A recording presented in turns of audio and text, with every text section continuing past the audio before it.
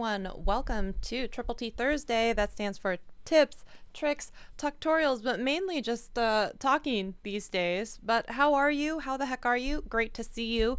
I don't know if you know this, but FYI, this week I actually did release another video. It was a short, like 15-second video or whatever it was. Not a short, but like a regular wide screen one, because it just worked out that way. But I actually did release a video because it was something that I had to learn in my real life, which was if you accidentally are a dum-dum and you pull a, we'll call it pulling a Shelly, and you do a camera reset on your phone and you initialize, sometimes it will change the language on your camera back to the original language. I believe it was Japanese in this case.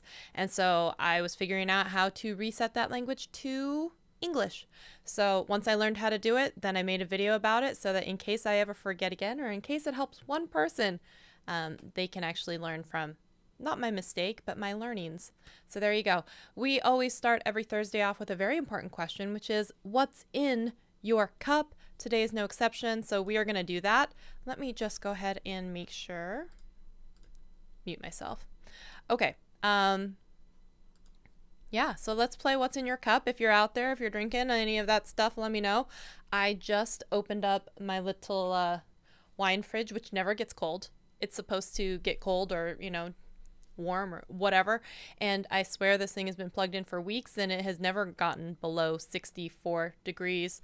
So there's that. But anyway, I digress. This is, of course, not sponsored by Gary Vee, but if you ever see this and want to hit me up, please do so.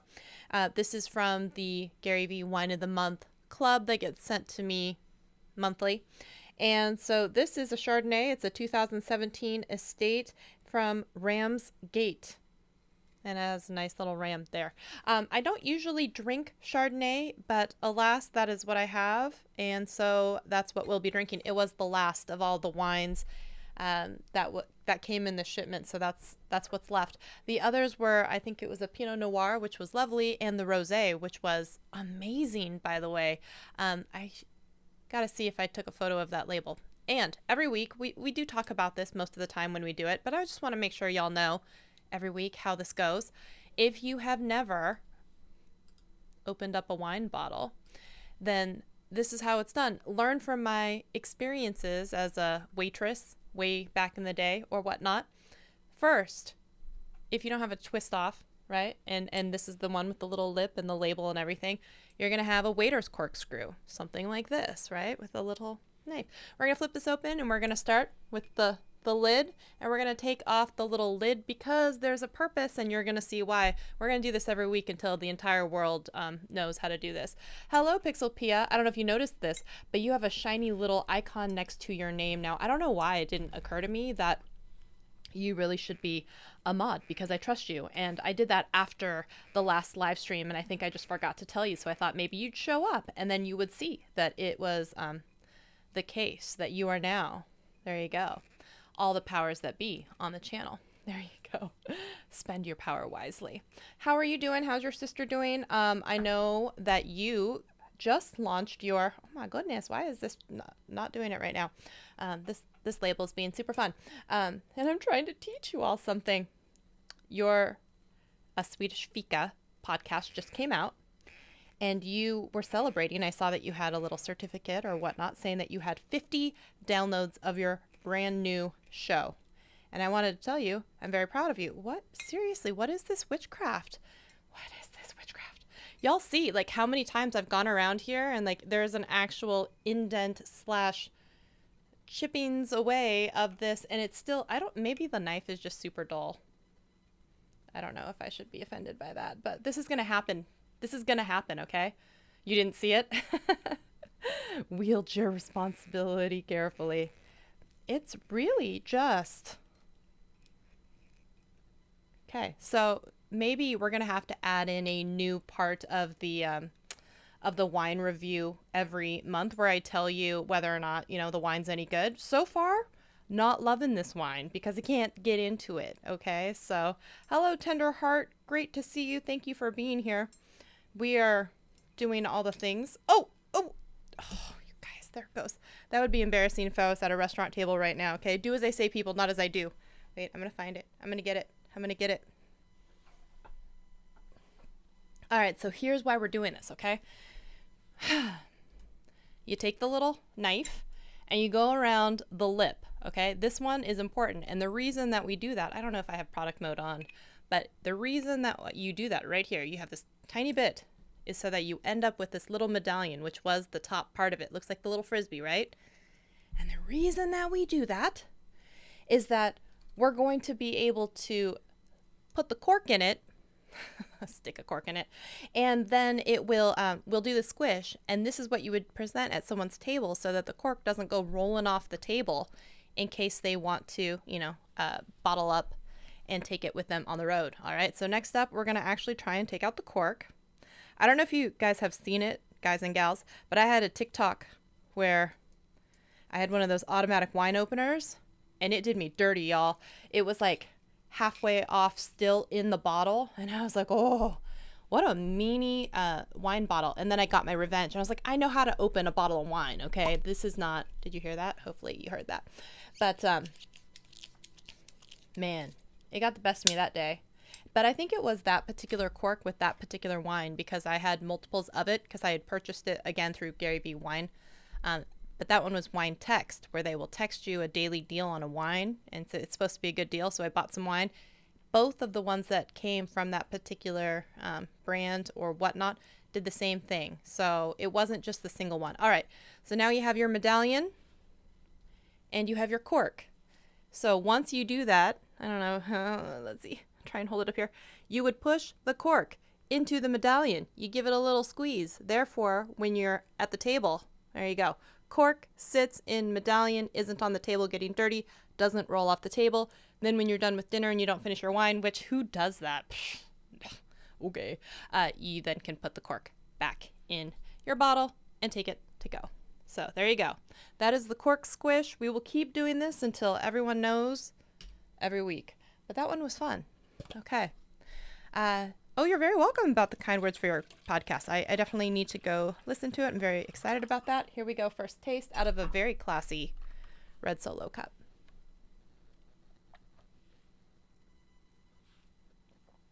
Oaky, buttery, not as dry, a little sweeter than some Chardonnays. I will say it's not bad, but you know what? It gives me throwback reminiscent vibes of communion wine. Chardonnay does that to me. This one gives me throwback communion wine vibes. So I'm going to go with, as far as Chardonnays go, 6 out of 10. Not my favorite. Not my favorite. But there you go. All right. What are y'all drinking out there? Let me know. You guys saw me struggle through that. I think I started at the very beginning, right? And we've been live for 9 minutes. You saw me 9 minutes struggle with that cap. Okay, so what's in your cup today? Is it water? Is it coffee? Is it tea? And I don't know if you know this, Pixelpia, but I have now a daily routine. I'm very excited about this. So in the morning for my breakfast, I have it's 2 squirts of like the Torani vanilla syrup. If anyone wants to know my coffee recipe, this is it. I think I have it in a TikTok once. And I was like, does anyone even do like make coffee with me type videos anymore? I don't know, but it's like 2 pumps of that, and then you fill up to about 2/3 or so, or anywhere from a half to 2/3 of black coffee, and then you put in the chocolate protein shake to the top, and then you microwave it for 1 minute, and you got yourself a morning mocha with some protein shake, which actually keeps me full until a bit later. So, but I have that. And then usually sometime in the afternoon, I will switch to tea. So it's either the Tazo, Earl Grey. Nope, that's a lie. Awake English Breakfast is my jam. Awake English Breakfast, or it is then I switch over into the Pike Place Market, the Original Spice Market tea. So that's that's my daily routine. So I have the coffee in the morning, I have tea at night, and or in the afternoon, and it's a lovely time. And so all the people who are like, coffee, tea, I'm like, both. You know, like the little girl with the tacos, why not both? I am literally like, why not both? Why not both? I said 27, meant 23. I'm close to 100. I'm sorry. Wait. close to 100? Oh, that's great. Congratulations. Oh, I'm so glad to hear that. What kind of videos do you make, William Rose? That's wonderful. I'm happy for you. That's so great. Pixelpia, did I already ask you this? I think I did, but you are or are not going to Vid Summit? I believe the answer is you are not going to Vid Summit, right? Because arranging care and everything for your sister and whatnot. But correct me if I'm wrong. But I was going to say, if you were going to be there, right, then we should try to meet up in person or something. But it's very possible. I think you probably said you're not going, and that's okay. If anyone out there who is watching, are you going to be going to Vid Summit? I'd love to know who's going to be there. Maybe you can come by and hang out with us at the, I'm sure TubeBuddy will have a booth, and come say hello. That will be fun. That will be super fun. It's been one thing to, be at home by choice, working from home for the past year and a half or something like that. And now that I actually work for TubeBuddy, I am remote all the time. So there is no Seattle office. It's a not San Francisco. It's a San Diego office. So there is no going to the office for me. Okay, what do we got over here? Water, coffee as always. Okay. I'm not a breakfast person. 2 mugs of coffee. I will say the coffee with the protein shake, though, it's nice because I have a little bit of calories. It keeps me a little bit full. I like it. Hey, technically speaking, how's it going? Oh, I'm so glad to see you here. Okay, I am going to send you a link, and I'll send it to you via Twitter. Dean Nimmons in the house too. Hey, oh, it's so nice to see your avatar as well. Let me know if you want to come in too, and I'm happy to throw out a link. We're just kind of shooting the breeze right now and having some fun. So if you're up for it or you feel like it, let me know. I'm more than happy to throw you a link as well. Let me go get that link. And Peachy, I want to make it so you can click on it. Let me send it to you via Twitter DM. Okay, so let me get the link, and I will send it to you via Twitter DM. So give me 1 second, and then I'll tell you to go check your Twitter DM.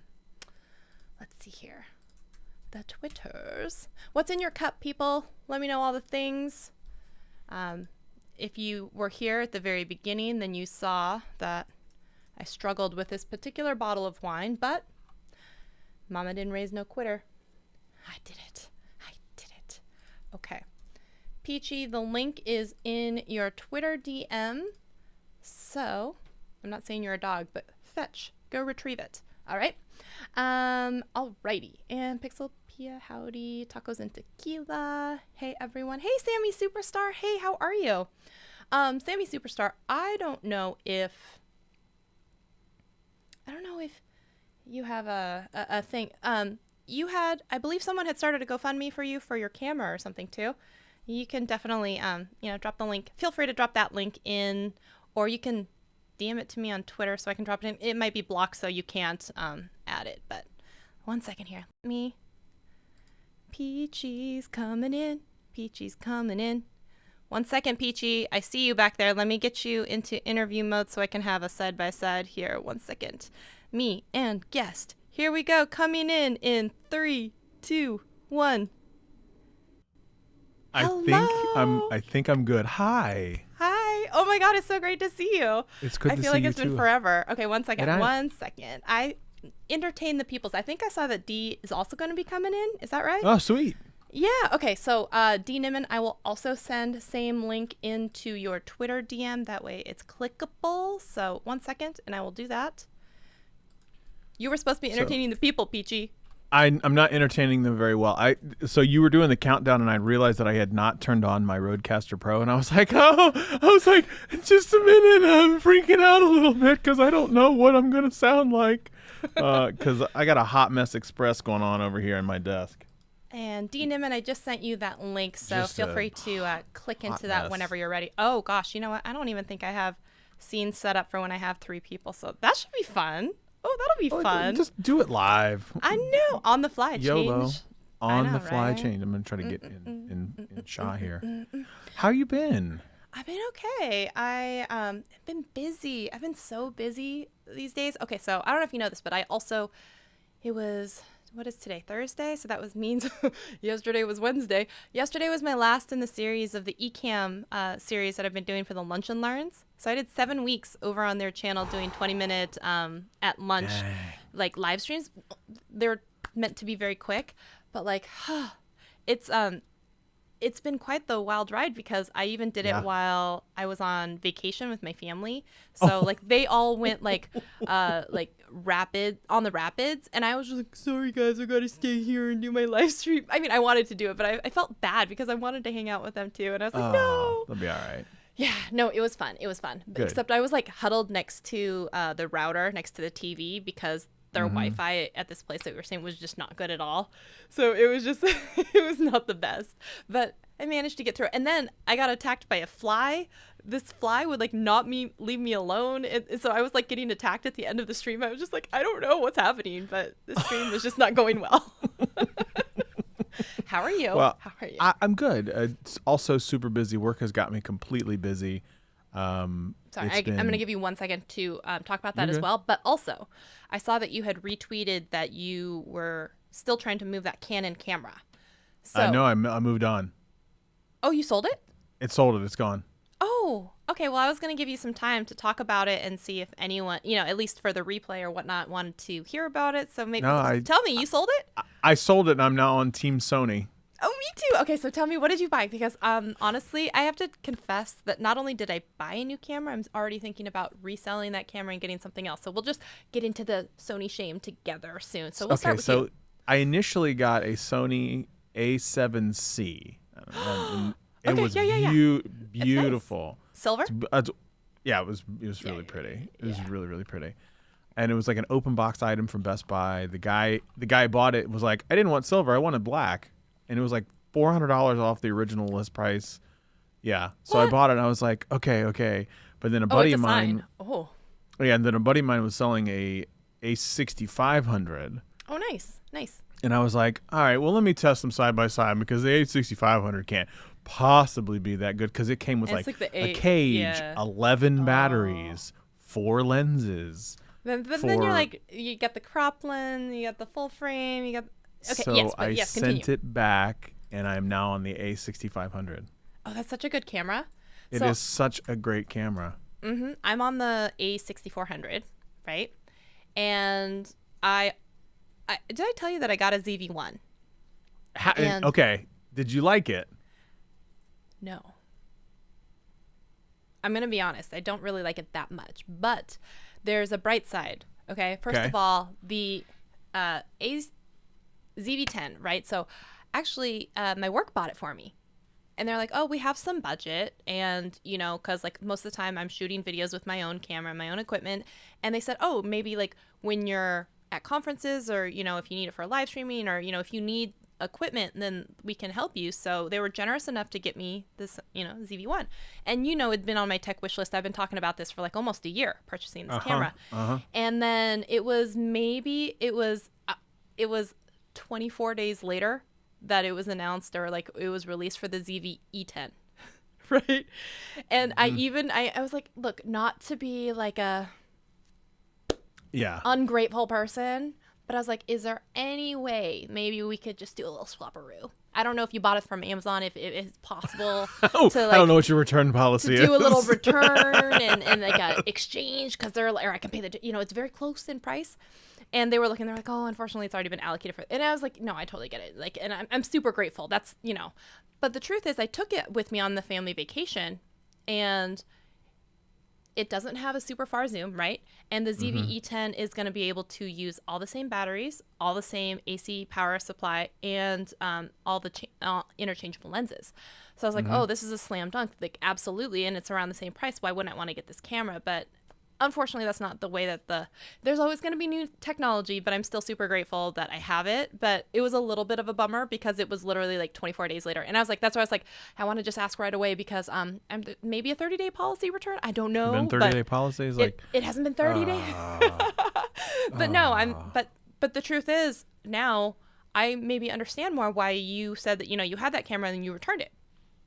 Because it's a good camera and there's some nice stuff about it. But if I had my druthers between that and the ZV-E10, then I would choose the ZV-E10. And I think that's probably the big thing is like with the ZV-E10 coming out with the interchangeable lenses, to me it makes that I don't want to say obsolete because that sounds bad, but and you know this on our channel, I do a ton of camera comparisons, like on smartphones, like smartphone camera comparisons.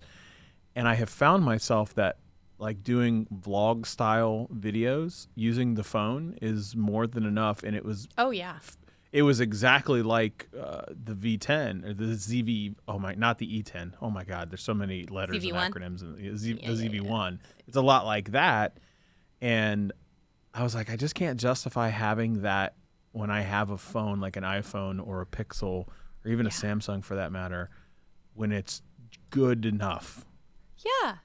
I agree. And I think, you know, when everyone's always like, oh, the best camera is the one that you have. And I'm like, okay, you know, because, you know, you hear that. But then you're like, it's so much easier to just use your phone sometimes to take footage than it is to make sure you brought the camera and the extra batteries and everything with you. And I did actually use the camera. I took it to training camp for the Seahawks. It was an outdoor thing, and you could sit on the grass and kind of watch the team practice. And I'm like, it still's not enough to like zoom in as far as I want, but it is nice and small. But I was just like, there is kind of still a pain in the butt process between, even though it's easier than it was, transferring photos between phone and camera and making sure that everything is like set up with the app correctly. So it's like, I get it. And I would use it for like live streaming, making videos, maybe making vlogs. It is very small. It's very portable, lightweight. I like the product showcase. I like the bokeh effect, you know. There's a lot of nice stuff about it. But like, yeah, sometimes I might just use my phone. Or sometimes, like right now, I'm just using the 6400 or something with a different lens, you know. So. Yeah, exactly. Caleb's here. Hi, Caleb. I was just talking about, or maybe that's Katie, but I was just saying how yesterday wrapped up my 7 weeks on Ecamm, and I was like, not only did the time fly by, but like, it was fun. It was super fun because I was so dedicated to, they were trying to do like short live streams, like 20 minutes. So I was like, okay. And then afterwards, they gave me this promo video for the Leap into Live boot camp that's happening next week, right? So this runs all the way up until next week, where I'm doing a session in their conference, but also like there's tons of other cool people. And I was like, okay, they have this video. It's 90 seconds. And I was like, I have 18 minutes and 30 seconds to get out everything I need to. Or I was like down. I was like finger on the trigger. I was like, I'm gonna get to 20 minutes. Or I think one of them was 21 or something. And I was like, damn it. But I was like, the video was. But I was like, because you know, you can like at the beginning of this live stream, I was shooting the breeze for 10 minutes just trying to open a bottle of wine. So I was like, 20 minutes on the dot. I'm going to do this. I'm going to do it. And I will say there was one episode I was super proud of where it was just like, I had on-screen demos. I was using my phone. I was going through actual, like I'd been practicing the order of it and making sure that like everything was set up to go and ready. And dude, I feel like that one, like I nailed it. And I was just like, yes, I'm like a rock star. But that happens. Well, you are a rock star. No. You are always a rock star. You're it number happens one infrequently, in our hearts. but that one session out of 7, I was like, yes, I nailed this one. You do some of the coolest stuff. Like I would love to do some of that stuff, but you do some of the coolest stuff. I'm super envious of doing things like that. Just, what are you talking about? seriously. You can do all. You can do it all. Nah, I can't do that stuff. I don't know what you're like talking what? about. What is it that you can't No, do? I would love to do like short lives like that, but I'm so long-winded. I'm like, well, let me tell you about a story from 1909 to 3, blah, blah, blah. And 41 minutes go by, and I'm like, and the moral of the story is you don't eat bread. Like, that's all. That's all it is. That's all that happens. I love you. That was amazing. You're like, long story longer. Let's just get started. TLDR. I have like 4 or 5 TLDRs embedded within the TLDR. That's what ends up happening. I love it. No, I will say like, because a lot of the time when you do see a lot of the lives over there, you know, they're an hour or something like that. That's kind of the traditional. Because it can take 10 minutes just to, well, not only open a bottle of wine, but just to shoot the breeze and say hello to everyone and whatever. And I was so like obsessed with like trying to make sure that I had like enough to pack 20 minutes, but like be done at 20 minutes. I was even like, there will be no questions. If you have questions, you put them in the Google form and we will do them in the last session. You know, like you get no Q&As. You get no Q&A. And I was like, we don't have that time. But I felt bad. Well, you know what's funny though? No one had any questions. I went into the Q&A and there were 0 questions. And I was like, y'all, it's been 6 weeks. There were no questions. All that means you just knock it out of the park, though. You're just that good. That's really the answer. I don't think so. Yeah, come on. Or people weren't watching and they weren't engaged. I don't know. Whatever. But anyways, so that was fun. And so that was the end of 7 weeks, and then next week is actually the boot camp, or like the whole conference. So if anyone out there, by the way, I don't think I did my normal description box, but if you want free tickets, we have free tickets to that boot camp, and if you want the replays, which you pay, you get the 30% discount with my code. It's not an affiliate one, it's just a coupon, so Shelly 30. But if you want that, message me and I'll get you a link, or it's in my previous videos. Woo woo woo woo. Woo woo. See, anyways, you do all the cool stuff. You literally do all the cool stuff. Hey, are you going to Vid Summit? Speaking of cool stuff, actually, we were talking about that before, and I was like, ooh, working from home all this time has been, it was optional, then not optional, and now it's just what it is forever for me right now. But I was like, it would be nice, and which is actually saying something, because, I'm an introvert and I don't really like people that much, but I'm actually looking forward to it now and actually interacting with people. So I don't know what that tells you. I initially was like, maybe I'll go, maybe I won't. It's in October, isn't it? It's at the end of this month. It's at the end of like September. It's like it's like 2 weeks. See, there you go. That tells you everything that you need to know about me going to Vid Summit. I would. It's just the world that we live in currently. I don't know if it's a good idea for me to go. I'm living in a state. Yeah, I'm a little nervous. I will absolutely admit that. But as far as I know, as well, and we're even that here in Washington. So now it's masks, indoor and outdoor, and the social distancing and less people at places. So I know that. Yeah, I think there's a lot of precautions being taken. I think that there's they've severely limited attendance. It's going to be a lot smaller on purpose. Everyone will be wearing masks. I think I saw that. Mm-hmm. I don't know. I don't think that they're requiring, but I will say I just got an email from the Seahawks, because I have season tickets for the Seahawks, and they are requiring proof of vaccination to go into the stadium, where people will wear a mask the entire time. So I went to a preseason game, which was one of the first times, because football hasn't been back in a year and a half, 2 years, whatever it is, because they didn't have it at all with fans last year. But you had to wear a mask anytime you were indoors, but if you were outside in the stadium, you could remove your mask. But this time it's going to be you must wear it unless you are actually eating or drinking. So even that, and they're going to prove people to have negative tests and like vaccination records or something, which is a hard thing to enforce for 65,000 people. And like all these people who may have like sold tickets, like who knows how that's going to go for them. Yeah. But anyways, I thought that was interesting. Ours here in Ohio, to go into Ohio Stadium for the Buckeyes is not that strenuous. And it sucks because it's 105,000 people. Ooh, wow. It's a big stadium. It's 100. I think it seats 105 and some change, and they're usually packed in pretty tight, 18 inches, cheek to cheek. In the Big Ten seating is usually what it is. I think that's what each of the seats are. The masks are highly recommended when you're sitting in your seat. Required when you're in public spaces that's not outdoors. So like the bathroom. But I'm not really worried about people yelling in the bathroom. I'm worried about the people that are behind me and around me. Be.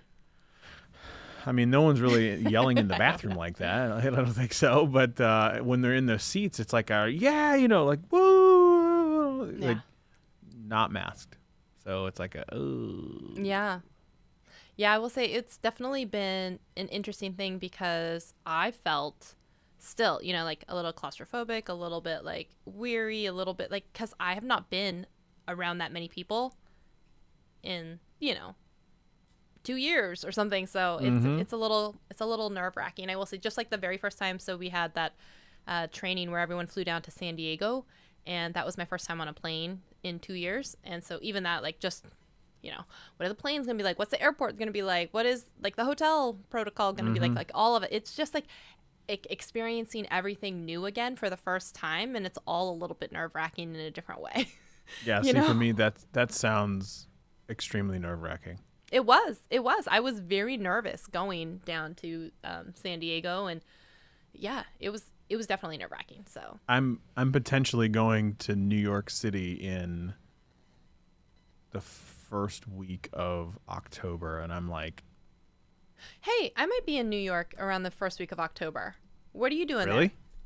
Yeah. I'm there for work.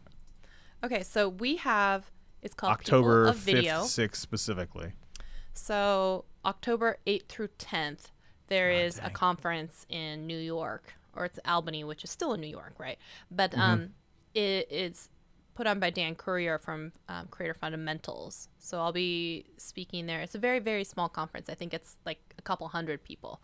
But I don't know if you're going to Like still I be said, around. still do the cool stuff. You still do the cool stuff. That's what it is. I think this is winding down, though. I think this is the end of the cool stuff. This was the I don't last know. of the You cool do stuff. you do cool stuff online, in person, at conferences. I think it just looks more like glamorous than it is because I'm like the world's most boring person that does not do cool stuff. So I mean, everything that you've said about doing live streams over lunchtime, going to conferences, speaking, San Diego, season tickets, that tells me you're pretty cool. well, my mom thinks I'm cool. No big deal. No big deal. Even, but you know, she's your mom. You have to. That's what I'm saying. Like, I don't know if that counts. Actually, I don't know if she thinks I'm cool at all. Actually, I that think was she just an has easy line. to. That's what I would think, but maybe not. Maybe not. I bet your mom thinks you're cool too. No, Maybe your sister definitely does not. But My I bet your sisters mom don't. does. I know. No, That's why I just said that. I said I don't Yeah, think your no. sisters do, but I think your mom does. She thinks I'm okay. It depends on if you ask her the day. Wait, Like, which number child in the series are you? Are you middle, One. first? number one. Okay. You're fine. Numero uno. That's right. Number one out the gates, number one in her heart. Like, that's the way it works. Right. That's the way it works. That is Are you way the it only works. boy as well? I am. I am the only boy. Yeah. See? There you go. The harshest raised. Harshest. I don't think so. Oh, are you kidding? I had to set the precedent. No, The you're the middle one reason why got a away- precedent exists, right? I'm easygoing. Like, I was a kid that played Risk on Friday nights. It's like, Yeah. Oh, no, I I was such a wasn't- band nerd. No, I was literally Yeah. a band nerd. So, you know, I played clarinet because I wanted to play saxophone, but I wasn't cool enough to even play saxophone. So, like, I was on clarinet duty, you know? Mm-hmm. And so, yeah, when you're like, oh, yeah, on Friday nights, I was at a football game in the band.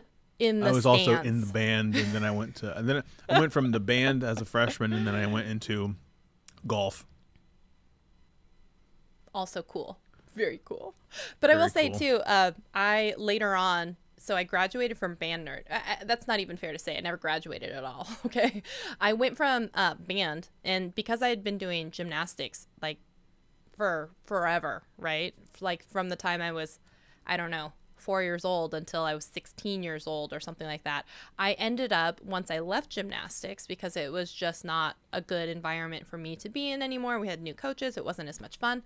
And speaking of, Simone Biles is the GOAT, and anyone who wants She to come is. for her, like, I will karate chop them because, anyways, she can take care of herself, though.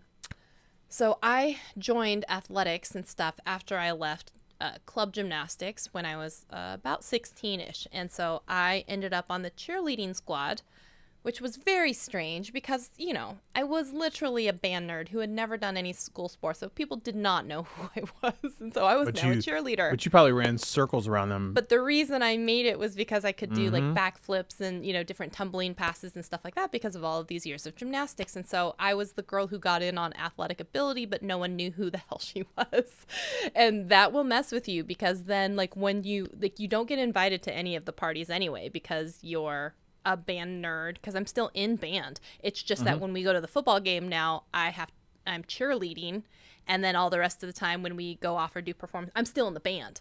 So it's like it's a very weird thing because the band people were like, she's not one of us anymore. So I wasn't really cool so with you were them. almost like I was in out this here no on an man's island. land. Oh yeah, by Yeah. myself. And the cheerleaders were like, I don't know who this is, but she's definitely not being invited to any party ever. because she's either a band nerd or she's, just like we don't know anything about her. Kids are so harsh. Kids are so mean, right? And so like harsh. no one would hang out with me. So I literally would stay home on Fridays if it wasn't like a band like football game or something. And I'd be watching TGIF. You remember when that was still a thing? Oh, with, like, yeah. Family Full Matters. House and Family Matters and like all of that. Like that was me on Friday by myself because no one would hang out with me. So like when everyone's like, oh my God, you're so cool. No, I was a loser.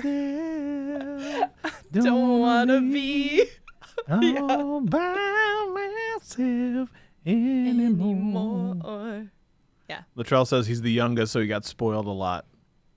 Yeah. See, my youngest child now, she gets spoiled, but my youngest sister also gets spoiled. So yeah, the youngest absolutely gets spoiled. The middle one basically gets away with murder. Because they're ignored. The middle sister, she doesn't get ignored, but she gets away with murder. Mm-hmm. But she does it on the sly. Mm-hmm. She was always like on the sly, like, oh, I'm a good kid. Nah, not really. Not really at all. And then there was me that was like, I was the one that took the whoopings. Whoopings? Did you get whoopings? I got whoopings. Oh, only when you were bad though, right?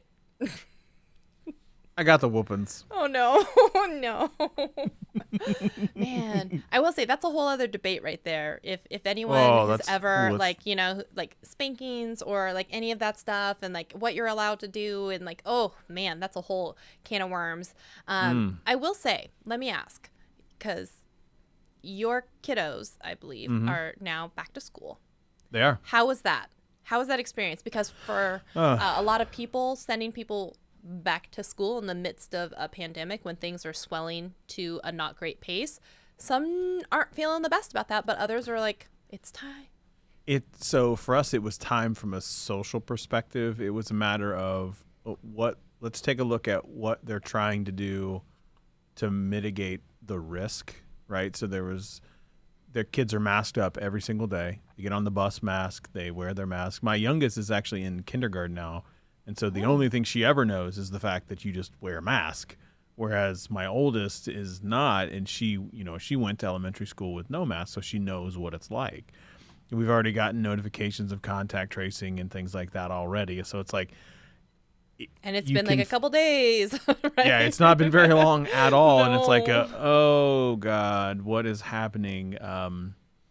It's a really crazy like internal rage debate you have is to say like, are you doing the right thing? But it's a matter of, I don't know what the right thing is. Yeah. You just do the best you can with the information you have got. It's at like that moment.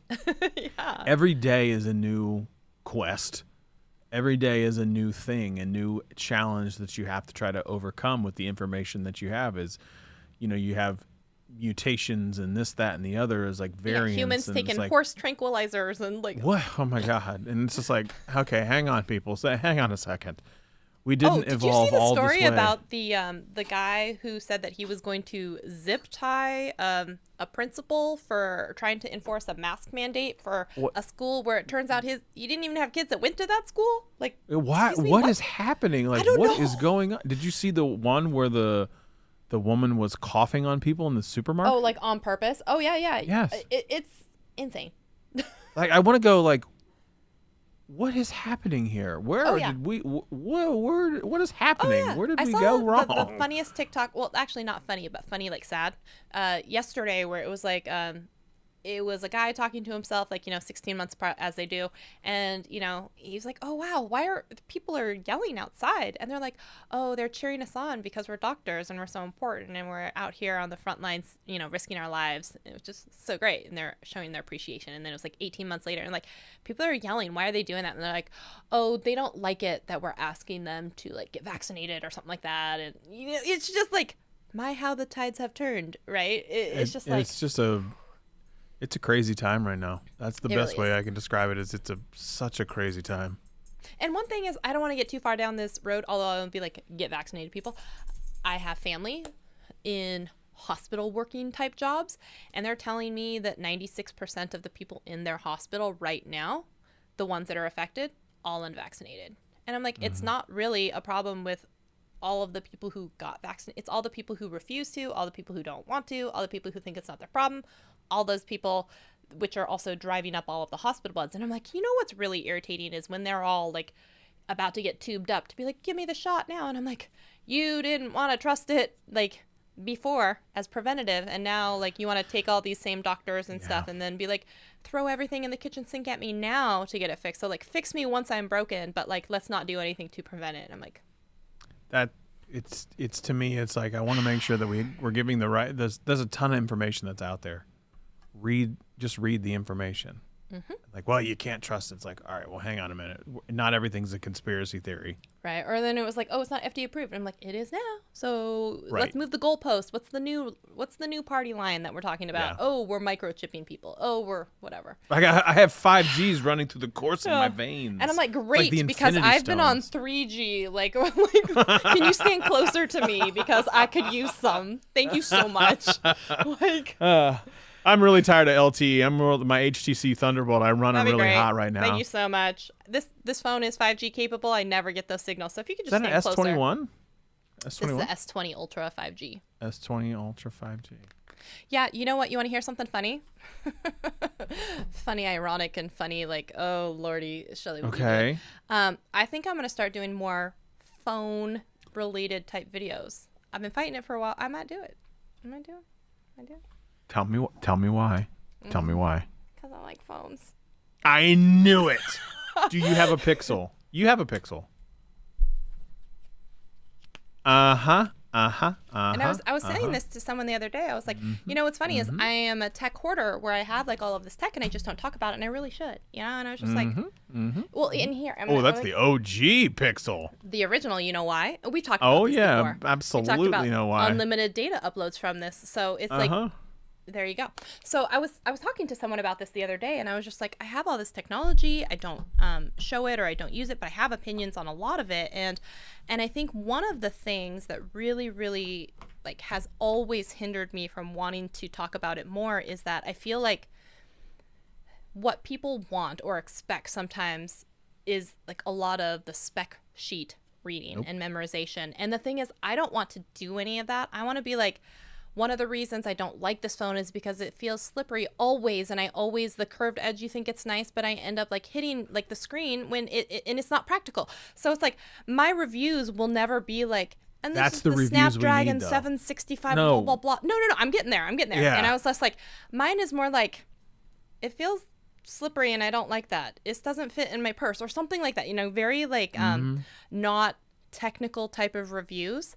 And I was just like, I don't think people want to see that. But what I'm hearing is that people do want that, because what we see a lot of are tech reviews who are like other tech reviews, or they're making tech reviews for other tech reviewers instead of the average person, which, you know what I mean? Like I know the what you average mean. Yep, person, yep.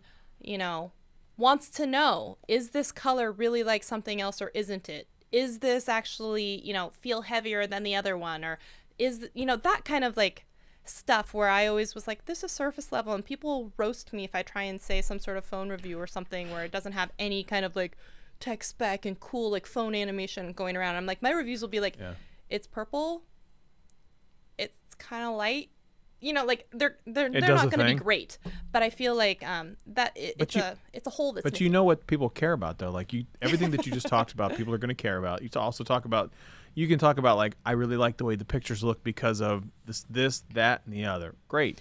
The battery life. The battery life for me uses a whole day. Well, what's your normal battery? I remember your sister was like, she was so into like, how long is battery life? It doesn't come with a cable. You know, those questions, and they're important. And I feel like that's sometimes what's missing. And I felt like I was not dumbing myself down. I felt like my reviews would be dumb, but that's only in comparison to other tech reviewers who spec sheet read. And I was like, one of the things that I feel is really, really missing. I was saying this on Viper's stream, actually. I was saying it's like, I feel like we as a tech community tend to focus a lot on the feature, the technical feature, but never the benefit to the person. And I feel like I can go to Best Buy and read the spec sheet. That's not the point. I want to know, what does it really mean? What is that like? How does that translate into real usage? And that's why I was just like, I don't want to make those videos because I'm going to get roasted. Because you know how Justine gets roasted because she happened to mispronounce something, you know? Everything is technically right, but let's say she mispronounces one thing. And I was just like, but she's so smart and brilliant and she knows the thing, but people don't care. And The so it's same like, thing with I'm not even Issa. gonna do it. Issa gets roasted all the time too. They're like, you should just stick to blah blah blah blah. Like first of all, she's got way more technical chops than anybody in the comments that are probably leaving a comment anyway. So the idea is like, just go back and do these. You should do makeup reviews. Like, just shut up. Like, whatever. People, you need to get off their high horse. It's not all about reading the spec sheet. That's the thing that irritates me to death. Is like, I can go to GSM Mobile and look at the spec sheet if I really want to know. Yeah, But and you know I what? appreciate that about yours. Like, you were out there live streaming off the Pixel, 5A when everyone's losing their shit about it, and I was just like, yes. And I went on an entire thing on Viper Stream and it was so funny. It's like Beetlejuice. I started saying these things, and all of a sudden, Jason from Painfully Honest Tech showed up because I was referencing his video and I was talking about it, saying people need to manage their expectations for like a $400 phone that like, okay, maybe it has this feature, maybe it overheats, but like, what were you expecting? Like when some $1,000 cameras don't do this, some $1,000 phones don't do this, and like the experience that you're still getting. And I'm like, how many of you even know how to change the frame rate on your camera and make sure that you're even shooting in that mode? How many of you are doing that and then editing it on your phone? How many of you are actually doing that and then actually knowing what the difference is, or seeing it in the menu sheet and being like, oh, this takes up too many megabytes of space. I don't want to do this. Let me go to the smallest one. And I'm like, you don't even know sometimes what you're talking about. And if those features were that important to you, then you would move into a device that had those things without maybe some, and I get it. Like it has this feature. Maybe you should do it and not overheat. But I'm just like, manage your expectations for $450. But also, it's not the same thing for everybody. Last night on the live show, I don't know if you saw this, live, Stats was here. We took the 5A and put it in frame, like just like this, in the frame, so everybody could see it, right? And then ultimately said, all right, start. Hit the start button, 4K 60. Yeah. 27 minutes before it turned off. And remember, like when the Sony A5000 first came out and you couldn't record more than like a few minutes before camera would shut down from overheating? And I'm like, that camera itself was more than that phone. And the phone can also, I don't know, like surf the internet and make phone calls and send text messages. So maybe you all need to calm your boobs. That's just an expression I use in my family. Sorry. Maybe you just need to just calm down for a second and manage your expectations a little bit more. So that was me being like, but that's the type of thing. It's like, that's what I would say in a tech review. But people, I feel like they either don't want to hear that and they have plenty to say against the opposite, or I do feel like, and I think Issa gets this too. It's like, oh, you're just a girl. What do you know? Or you're a pretty girl. I hate that. Go do whatever. Oh my God. I get so irritated by that because I am your quintessential girl dad. Like I have two girls and a boy, and like I go into full blown like bear mode when I hear and that. That's the thing, just it's like, irritates me I could to memorize death. the tech specs like a dude, but the thing is, like, those aren't the things that are most important to me in a tech review. So I don't want to spend the most amount of time in the tech review doing it. So if that makes my tech reviews worse for some reason because I'm not as technically polished as like Renee Ritchie is or Sagi, is from, then so be it. But Just like be you. yeah, exactly. And I'm just like, I feel like there's enough space out there for everyone. And if I want to roast on why I thought the i12 or the iPhone 12 Pro Max wasn't worth it and return it, I could not. I don't know if you remember the amount of men in my comment section saying things about this, and I was just like, excuse me, it's my money, I can spend it how I want to, and if that $1,500 experience wasn't a good one for me, I can take it back. You're not in my wallet. You don't like you don't pay my bills. Yeah, you don't pay my bills, so I don't pay you no mind. So like that's how it's gonna be, and so like yeah. Anyway, I'm with you. I'm with you. All right, I got about another 5 minutes in me before I got to go back upstairs and put the little one that just walked downstairs and gave me a look. Oh, the look. Oh, back. She gave you the look. By the way, I think I told you this before, but like I'm serious. Because before it was, we're taking a summer break because of swim lessons and whatnot. But I feel like summer's over. So like maybe you're going to need to get your shit in gear so that we can I know I need to because would you buy that season 2 needs to return? It does definitely need to return. So I will tell you, Monday through Friday, I still have swim lessons until 9 p.m., which is exactly why I was late and why my live shows have now shifted back to 8:30s. I'm not making excuses. I'm just telling you. I'm just saying. Would you buy that season 2 needs to come back? Because that was so much fun, and that was actually just a fun time to like hang out with you and like of course like hang out and shoot the breeze with people. And I don't know if you're starting to do more with Amazon influencers or anything, or live streaming or anything, but I will say that I'm not. I'm filling in and helping Kevin, but that's. Oh yeah, you were talking about that. Yeah. I was offended because I was like, excuse me, you're live streaming with someone else and not me, and you're saying that you don't have time for would you buy that, but you're fine with. Oh my God. I was like, I'm hurt. Help it. I'm hurt. There's nothing I can say that's gonna make you change your mind, so I'm just gonna be like, oh no, I was cast aside. I was just like, oh, here we go. I was like, excuse me, we're on hiatus because of you for season 2, and you're like, I just have to live stream with someone else. I'm just helping out, and I'm like, why don't you help out your co-host from this show that we're on hiatus from? You have literally started up here, and it's been like, I'm been cast aside. I'm thrown in the trash. I'm all of these things. It's true. Oh. The truth hurts. Truth hurts. No, like I based it on. No. Open your life. Say more lives. Say more lies. Bring it. I'm not gonna say more lives. This is actually truth. I see it. Amazon has not actually made it any easier to live stream. Well, I will say though, so when I was saying the People of Video conference, which is put on by Dan from Creator Fundamentals, one thing that sparked me to start thinking about also doing some more Amazon stuff is because he created a new e-course, as you know we tend to do sometimes, and make products and stuff from stuff we've been doing or learning. He and his brother, I believe, have been doing all of these videos for like the storefront that you would have under Amazon influencer program. And he said, like, in one of his, like, he's been doing it 3 months, and he got to, like, $4,500 or something in revenue, just making videos and uploading them from, like, little things that he had around his house. And I was like, damn, because sometimes I make, like, $8 in a month, and you have to get paid $10, you know, from Amazon in a month to get paid. So, it rolls over. So I was like, I think right now I'm sitting at $1.39. I was like, I would like to go from $1.39 to $4,500. That would be nice. So I was messaging him, right? I was pinging him, and I was just like, yeah, I think I'm going to get in on some of this Amazon videos. So I started uploading some videos over there to my storefront, and I'm still waiting to be like fully approved and everything. But I was just like, I'm going to rack his brain and go to his talk because he's talking about it at the conference in New York. Okay. And I was like, I'm going to have to learn some stuff. I don't know. Maybe I'm going to have to learn this and buy this course or something because I need to get some of that sweet Amazon money.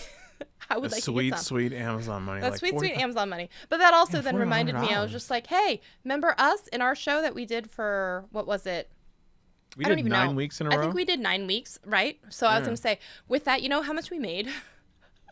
How much did we make? But it was fun. We made $5. And remember, I offered to split it with you. I was like, no, you don't split it with me. I was like, do you want me to send it? But I was like, cashier check. I was like, I haven't even yet paid for the URL. Because I bought the URL, and I think I bought it for like 3 years in advance. It was like $40, and I was like, we're not there yet. But like, hey, I'll send you $2.50 if you want. No. But all right, I gotta get my little one to bed. All right. Thank you. It was so nice to catch up with you. It was nice to catch up with you. I'm glad that you sold your camera, though. Yeah, we should. Me too. Maybe in a weekly cadence, you know, cutting a show. Would you buy that? The truth hurts. All right, we'll chat. We can chat soon. Let's season 2. I mean, we're getting into the Techtember.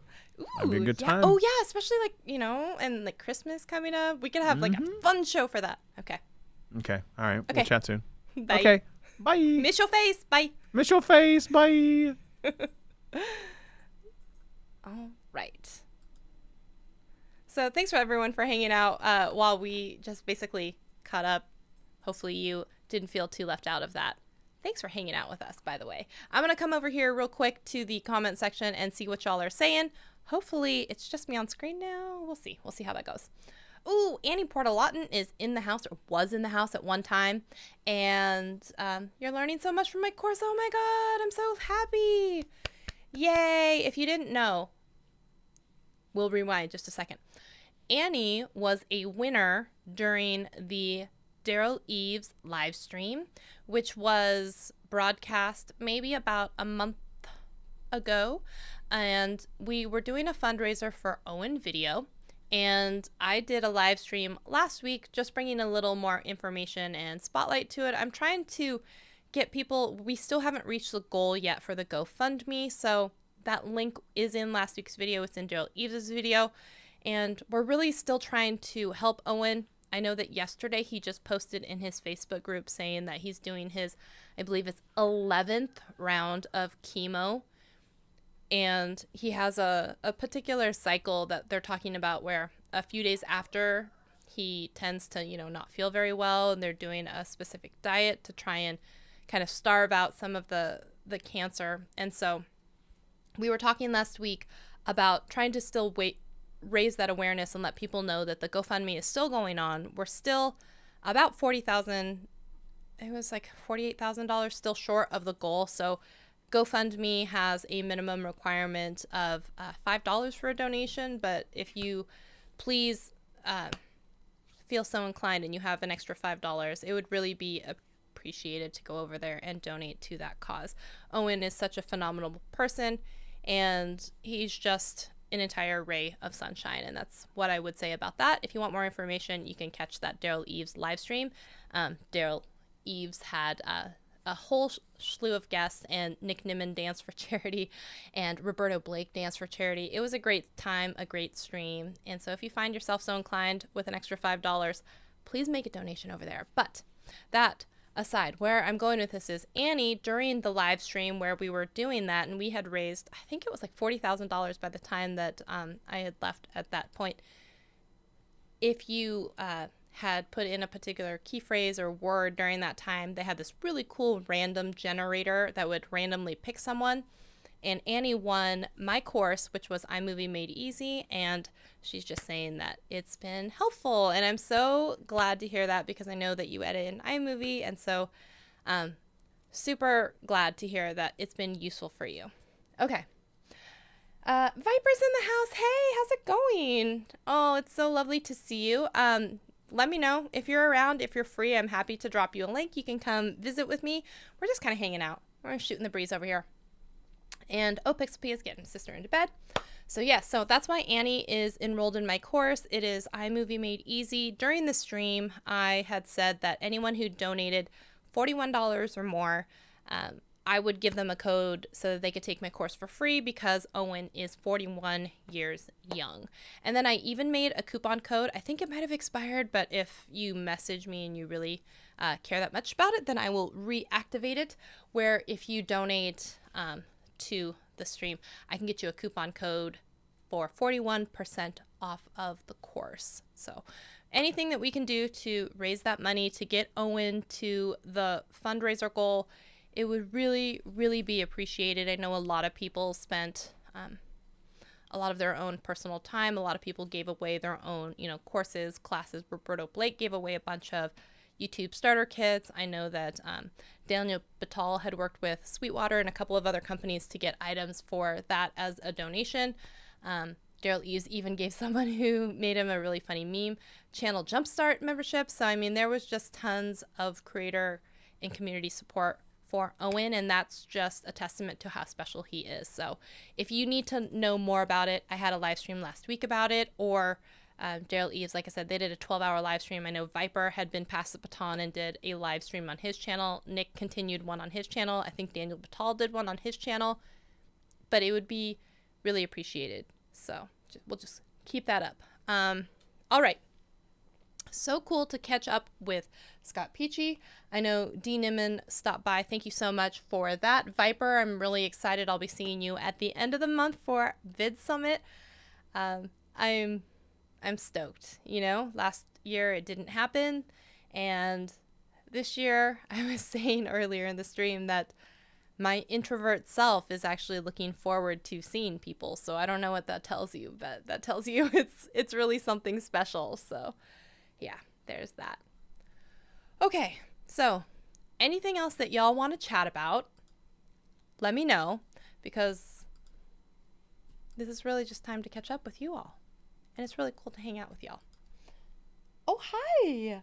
Hi, I have a visitor. So hopefully, hi, baby. You come here and you can be a star. You come here. Oh, no, she's running away. She's running away. And if you did not see this, by the way, Pixel Pia, who is in the chat or was in the chat at one point, has released a podcast. It's called A Swedish Fika. And honestly, your first week downloads have been pretty phenomenal for a brand new podcast. It sounds like there were more than 50 downloads, which is more than I've had on any of probably my highest episodes downloaded. I am the world's worst podcaster. And Viper, I don't know if you're still out there, but I was saying that I was just talking with Peachy and saying that I think I'm going to be jumping, skinny dipping, chunky dunking, whatever you want to call it, a little bit more into the phone review world. Kind of excited about it. So there's that. And yeah, really looking forward to VidSummit. That's pretty much all I can say about that. I'm really looking forward to it. I really feel like it's going to be really good. So, hi. Do you want to come say hi? Okay, this is a fun game. First, we have to not be too eager, but still be... Oh, you want me to send you a link? Is that the do it for video reviews? Is the do it for video reviews on phones, or do it for send you a link so that you can come on and say hi? Hi, baby. Do you want to come say hi? The game here is that you can't be too interested in her, but you have to still be interested in her. And you have to get her within arm's reach so that you can reach down and scoop her up so that you can then present her to the camera, like very Simba, Lion King style. Like, it's a whole process, people. It's a process, okay? Do it. We need a non-tech perspective, even though I love Peachy. I know I love Peachy too. Oh, video reviews? Yeah. Yeah, I think I'm going to do it. And well, you know what? I was referencing you several times saying on your stream that I talked about the fact that we make a lot of these tech reviews for other tech reviewers and we don't make them for real people. And we maybe have a room in the market for people who aren't as technically inclined, who just want to talk about their experiences using the phones. So, yeah, there's that. Yeah. I don't know if you guys watch TikTok, but there's an account called Real Zoe or something like that. And in the middle of most of her stuff, it's very like empowerment and you're a badass and that kind of stuff. But in the middle of a lot of her videos, she's like, yeah. So when I said that, it just reminded me specifically of her. So yeah, there's that. Yeah. Viper, how are you? How are you doing? How's the new job going? Congratulations on, leaving your 9 to 5. How exciting for you. Just a random, amazing thing that happens in the creator world when the right people at the right time in the right circumstances eventually come into fruition and like, bam, bam, change your life. So I'm really excited for you. I'm very excited to see you at the end of the month. I think VidSummit is going to be amazing, and I'm really looking forward to it, which just for the introvert in me is just really rare to say that. Okay, I was going to check the Twitter DMs real quick just to see if I know I sent out the invite to D as well, and I don't want to be rude in case he says, oh, I'm coming in 5 minutes, and I'm just like, okay, see ya. Like, that would be very much like me. I'd be like, I tried to chum out your stream, but like, you weren't there. And like, yeah. By the way, I do want to share this with you all, that for the people out there who say you can't launch a new YouTube channel, you can't launch a new you can't launch a new TikTok, whatever, it's too hard to grow, all that stuff. My social experiment that was starting a new TikTok that doesn't use my name, that doesn't show my face, that only has my voice, is now at 138 followers on TikTok. So never have it be said that it can't be done, because people are doing it all the time. People are starting new channels. There is not... While yes, it's harder now probably than it was before because of the lack of inventory that was at that time, you can still do it and carve out a little space for yourself. So, how much longer are you on? I don't know, D. I'm just actually, how much longer until you can come on? You tell me. You tell me. Because if you're going to come on, then I'll hang out. But if you're not, then I'm going to leave because that's how that works. I'm the worst.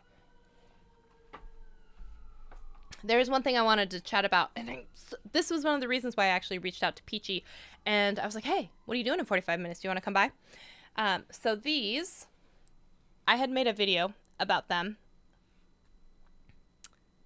2 years ago, maybe. These are the Bose sunglasses that are Bluetooth enabled, that have the little speakers in them, and this is your little charging cable.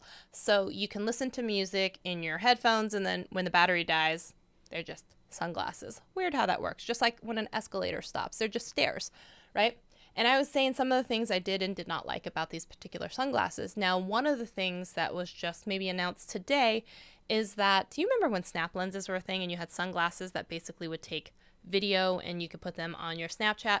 There's a new thing similar. So you're going to have sunglasses, and they're by Ray-Ban, and they're the Ray-Ban somethings, and they're so that you can do Facebook video, but I believe Facebook stories. And then I was wondering, like, is it for Instagram stories as well? I don't know, honestly.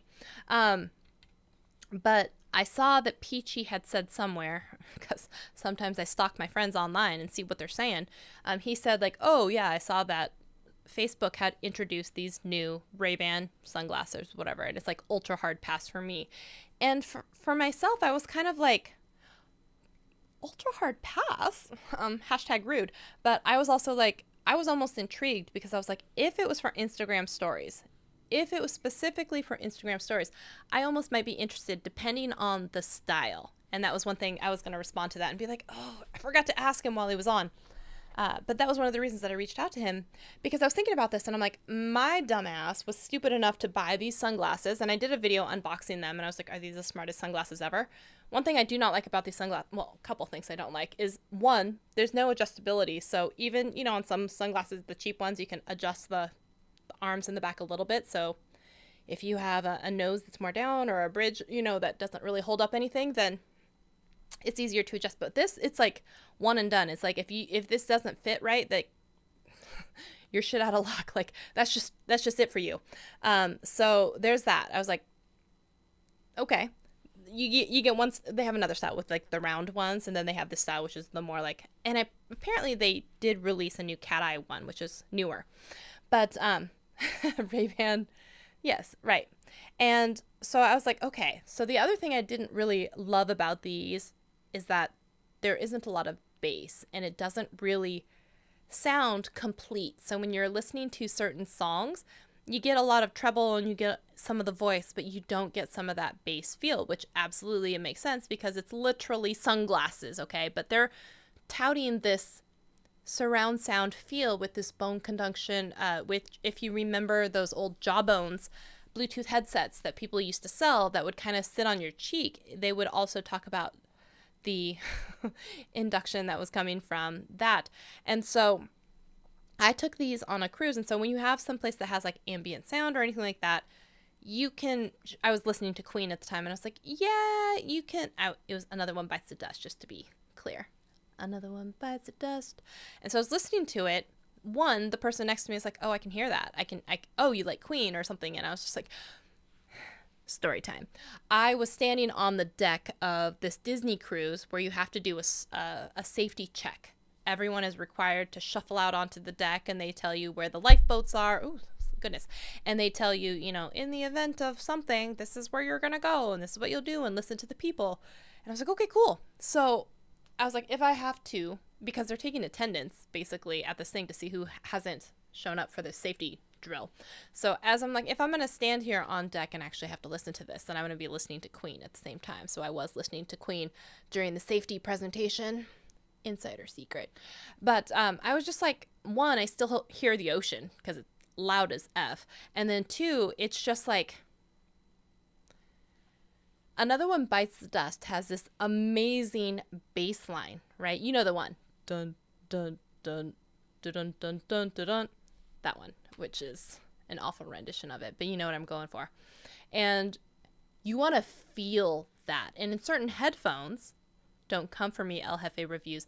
In certain headphones, you hear that, right? And you feel that.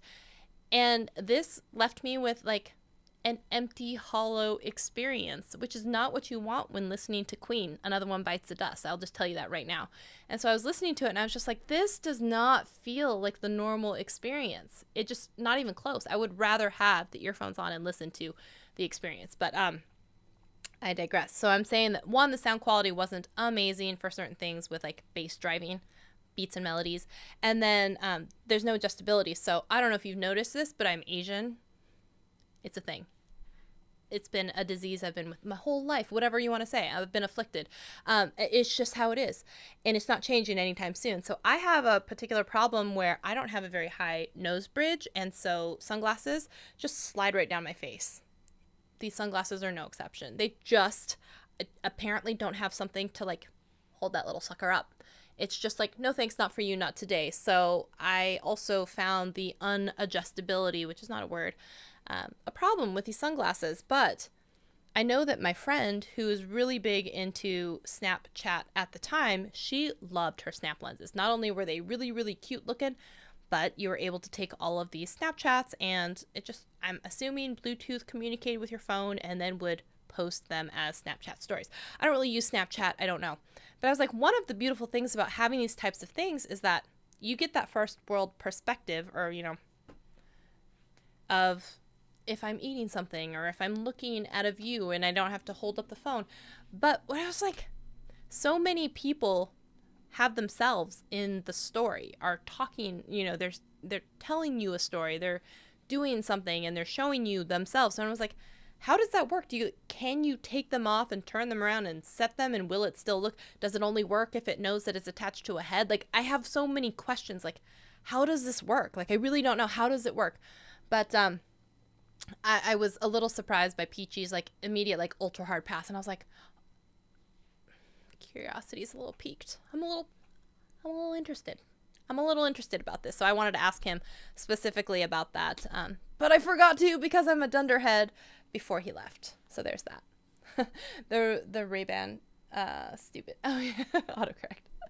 Yeah. So I would love to know, one, have you seen these new Ray-Ban collab sunglasses? Because I actually haven't seen this style, if it's actually good looking or not. And two, is this something that you would be interested in? And if you have had something like this in the past, can you take off the sunglasses and turn them around and set them on something so that you're still like the main subject? And how would that work if like you still wanted to do something and add caption, which is still just an add-on later? But like, I have so many questions and I feel like I kind of almost want to try them, but then I'm like, girl, you've been burned before, like, cause you stupid. But I'm like, and you want to know how stupid I am?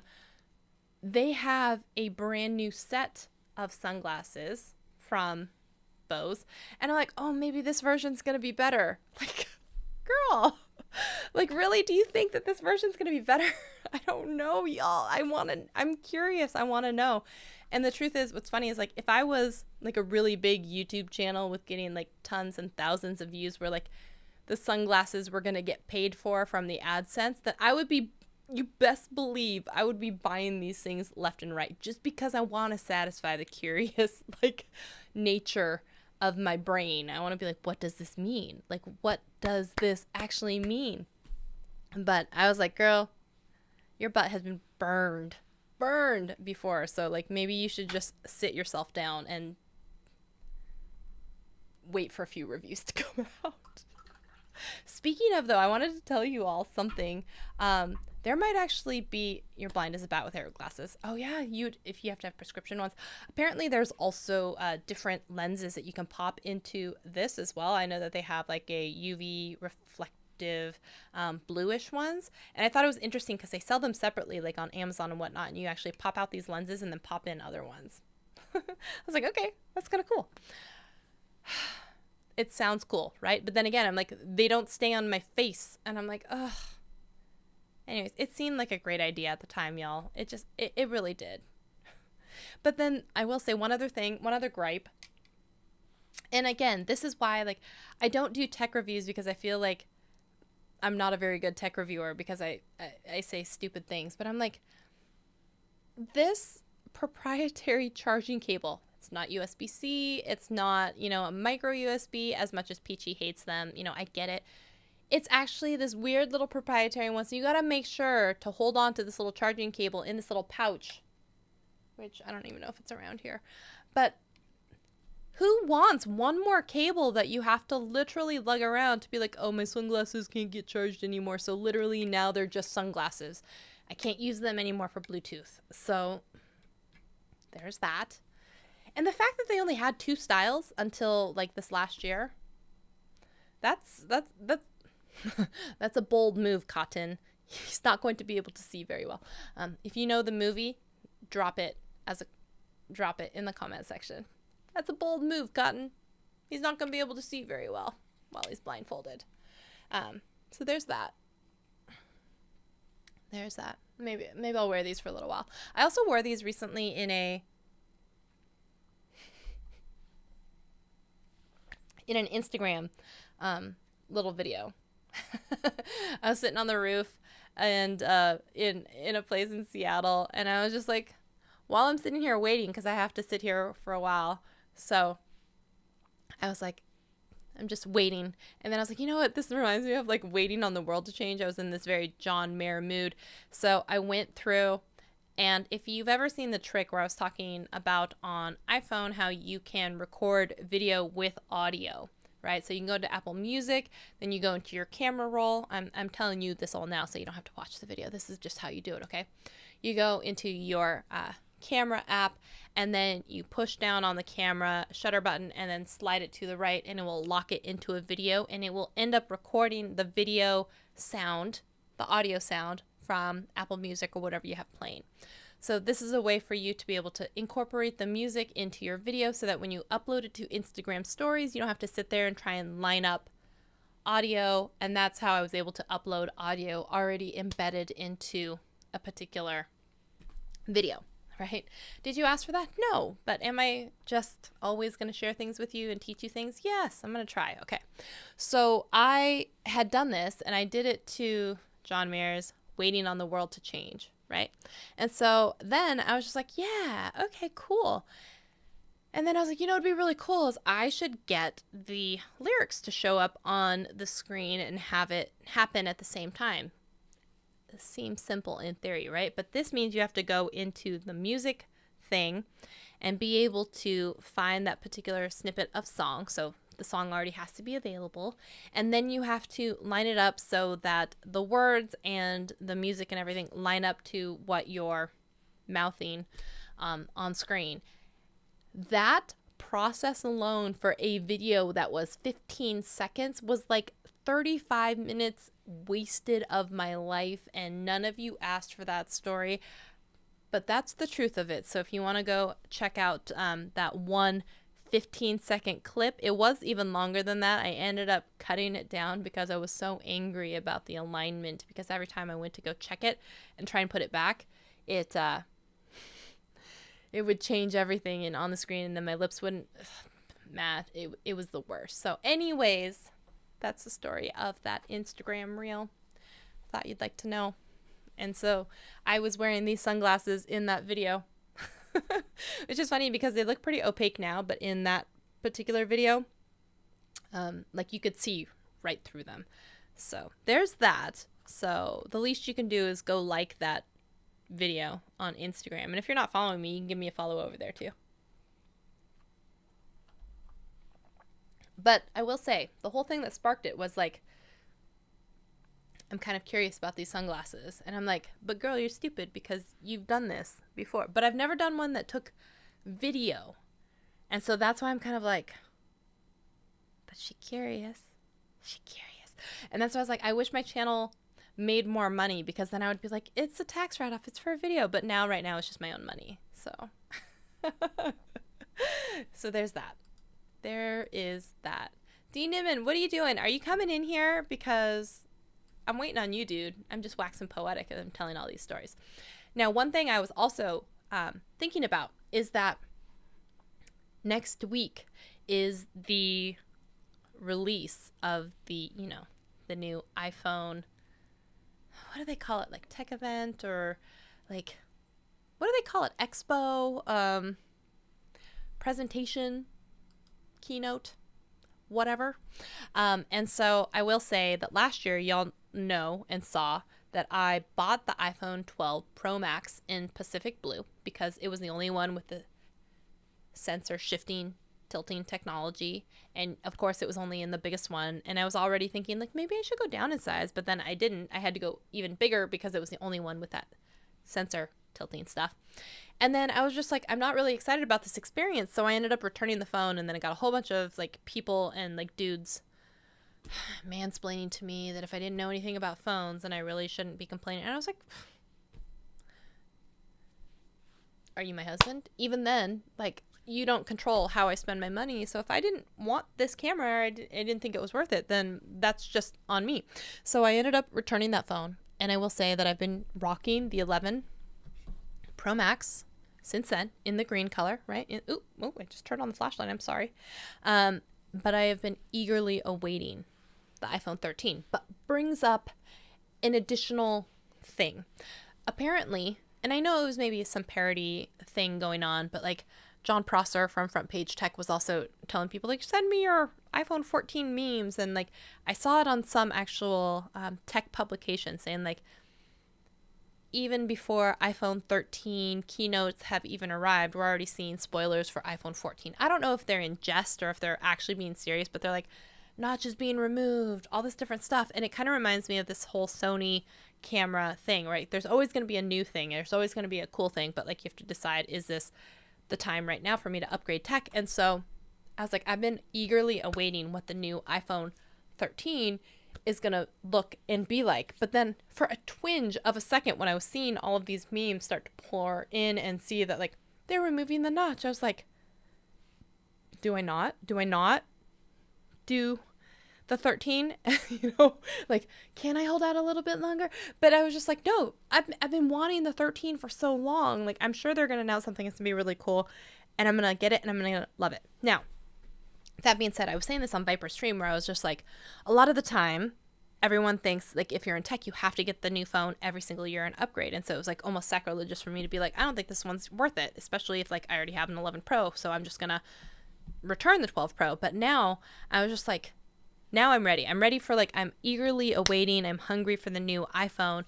But it's also like, is this one going to let me down and disappoint me just like the 12 did? I don't know. But I'm hopeful. Yes, I'm hopeful. Yesterday. And so I am excited. I will be ordering one. I will, even though no one asked for it, will be doing an unboxing. I will probably do a what's on my iPhone. I will do a my favorite apps. But if the phone still sucks, I still might return it, only because like I need to be impressed and wowed. I really want to be impressed and wowed, and I don't think it's asking too much. Is it? I don't know. But I'm really hoping that this one just impresses and wows me. So I'm hoping. Just saying, hey, me too. People say the cost is going to be high, though. Yeah. I mean, I am prepared. I mean, first of all, it's Apple. Second of all, I spent a pretty penny at the time getting the iPhone because most of the time I shoot a lot of video. I shoot a lot of, photos and stuff like that. It's very important to me. So I always end up getting like the 512 gigabyte one, which is, good $1,500 or something. And people might think it's crazy to spend that much on a phone. As Peachy and I were talking about, sometimes it's easier to shoot on your phone than it is on an actual camera. And so if it is going to be something that I end up doing as B-roll, as my vlogging, as my whatever else, then I want to spend whatever it is, I guess, to have the most storage because they don't have the expandable storage and be able to make what I want. So, yeah. There's that, which is funny. I say that because most of the time I don't upgrade my tech all that often. I think that was pretty apparent when I was talking about trading in the 4 cameras that I have. Even though I'm a tech hoarder, y'all, I'm a tech hoarder. I don't upgrade my tech that often. So even when I got the Sony 6400, I hadn't bought a new camera in probably 4 years. So take that for what you will.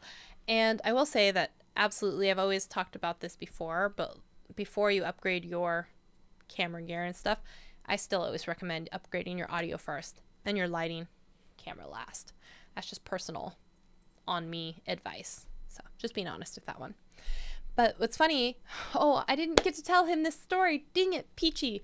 I was going to tell you the story of I ended up buying a camera, y'all, and it was a mistake. I know it was a mistake. I got caught up in the moment.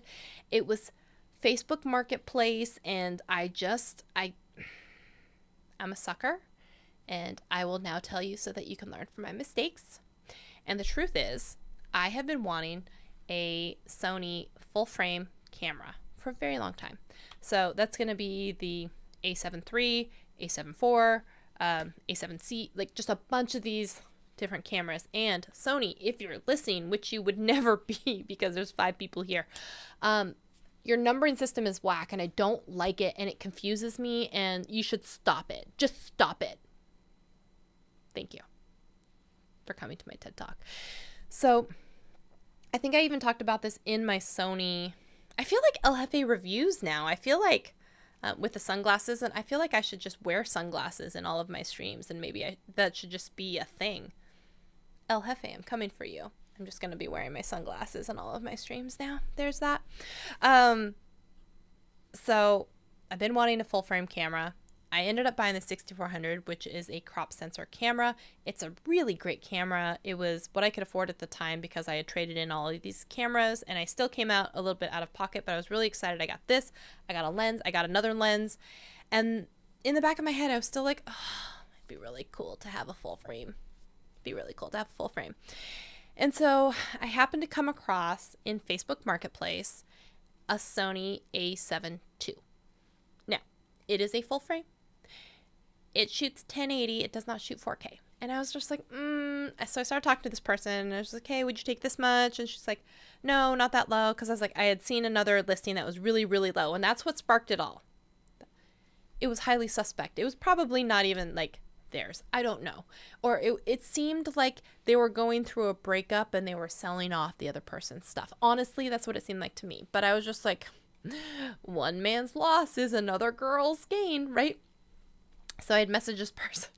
Guys, I'm sorry. I messaged this person. I was like, hey, can you tell me a little bit about the camera? What's the shutter count? All this stuff, because it was looking pretty good for me. And he didn't respond, but the other person who had the same camera did respond. And I was like, hey, I sent them the other guy's listing because I didn't want to have to drive down because the other person was like an hour away and this person was like 15 minutes away. Oh, hey.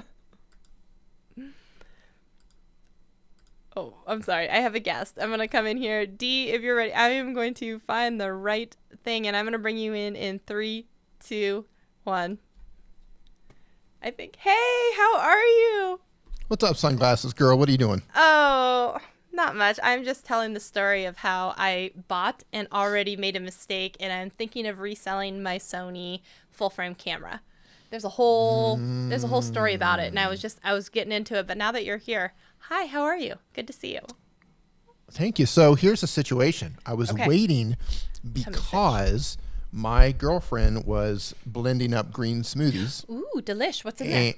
I don't even know. It's green. I just trust it. When she brings it over and it looks green, she says, drink it.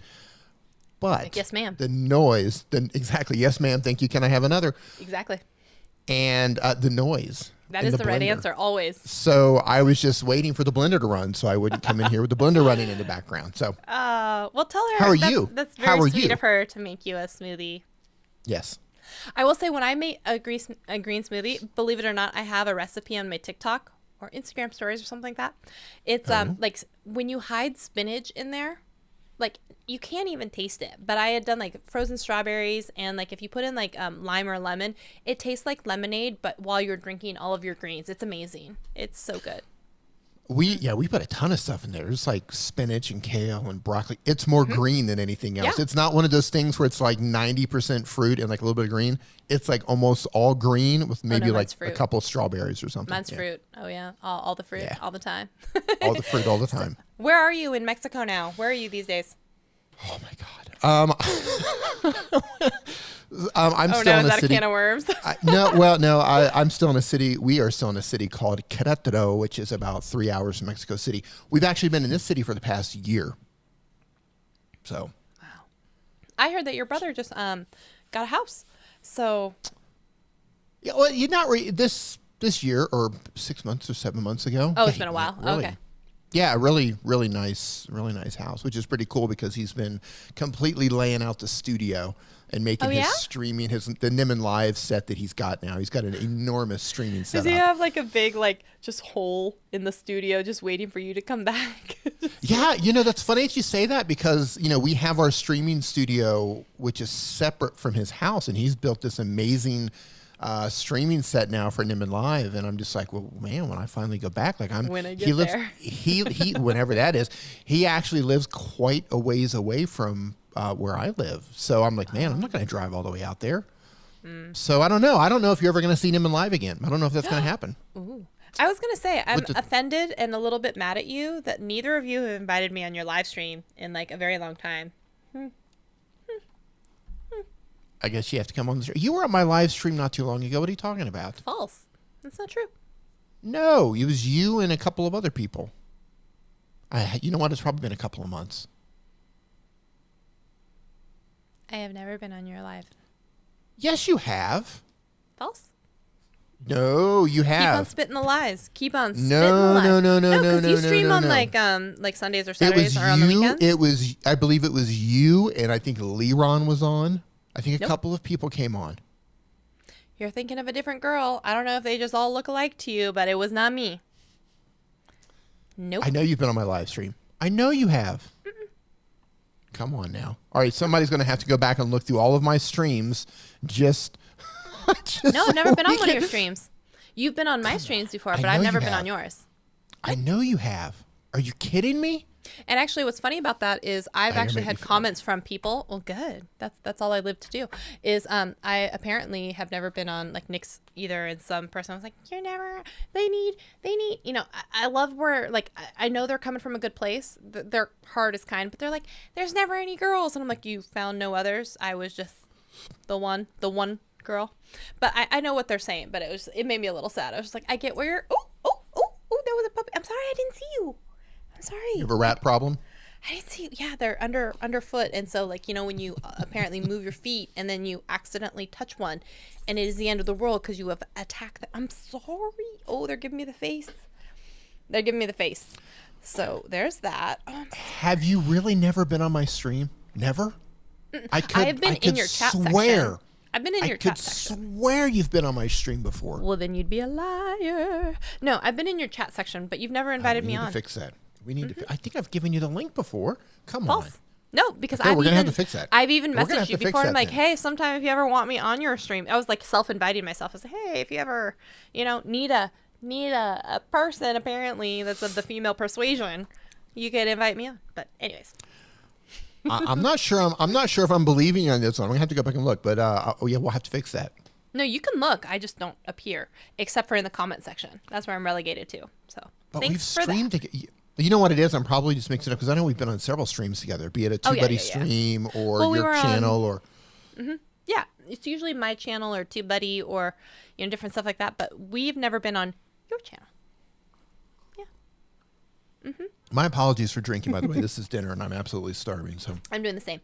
Mine's wine, but I just meant I'm drinking.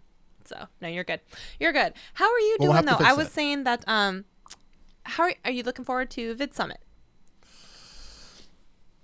Oh no! There's the face. There's the face. Yeah, it's not looking too good for me. Oh no! It's not looking too good to me. I don't have a final call on it just yet. I'm scheduled to speak. I hope it's gonna go through, but things aren't moving as quickly down here with vaccinations as we want it to. Do you guys have border restrictions right now? Well, not for me. Not for me. I mean, I have to get a COVID test actually going into the U.S. So anybody flying into the U.S. has to have a COVID test. The problem for me is I'm not going to travel until I'm fully vaccinated, and it's the process down here has just been totally. I'm not going to kick the bucket for Vid Summit. I'm of the age group where people are not doing too well, so I don't want to push my luck. Oh, I got one. Here we go. Hello. You say hello, Casey. Speak into the mic. She says, okay, hello. How are you? I was saying, though, that I'm so I'm usually so introverted and I really don't like people very much, except for even small bits on live streams, where I was just like, if I'm looking forward to it and actually interacting with people, like I can't even imagine what extroverts feel like. Like I can't even imagine, because I literally have been like home. I've been home, and only fairly recently, like I took my first plane trip. I went to a first outdoor like football game, and that's been 2 years. I mean, I was like, wow, I actually miss people. Like that can't be right. So yeah, I mean, hopefully things work out. It's just right now it's just not looking the best. I actually need to give Daryl like an update or something. Yeah. I'll probably have a final answer by the end of next week. Okay, gotcha. So it's really going to be down to the wire on this one. So yeah. Oh, I'm sorry, I didn't know that. Yeah, we'll see, because it's possible we're going to get the shot next week. So and then you have to wait like 2 weeks afterwards, and all. I mean, it's literally going to be down to the wire. So it's fingers crossed. You know what's so funny is like around here too. Like we used to at the Microsoft campus, they had done the entire thing so that people could come in and get vaccinated and all this stuff.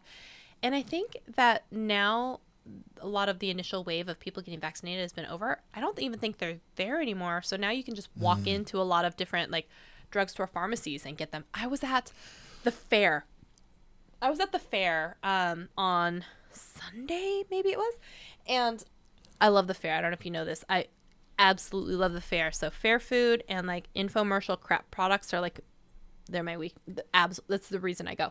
But our fair also has now a mask mandate in place where you have to have a mask on during inside or outside, whatever, like the whole thing. And when we went, there was like nobody there, which was fantastic.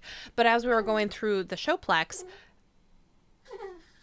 you hear that? She's like, sounds like she's hacking up a lung. Are you okay?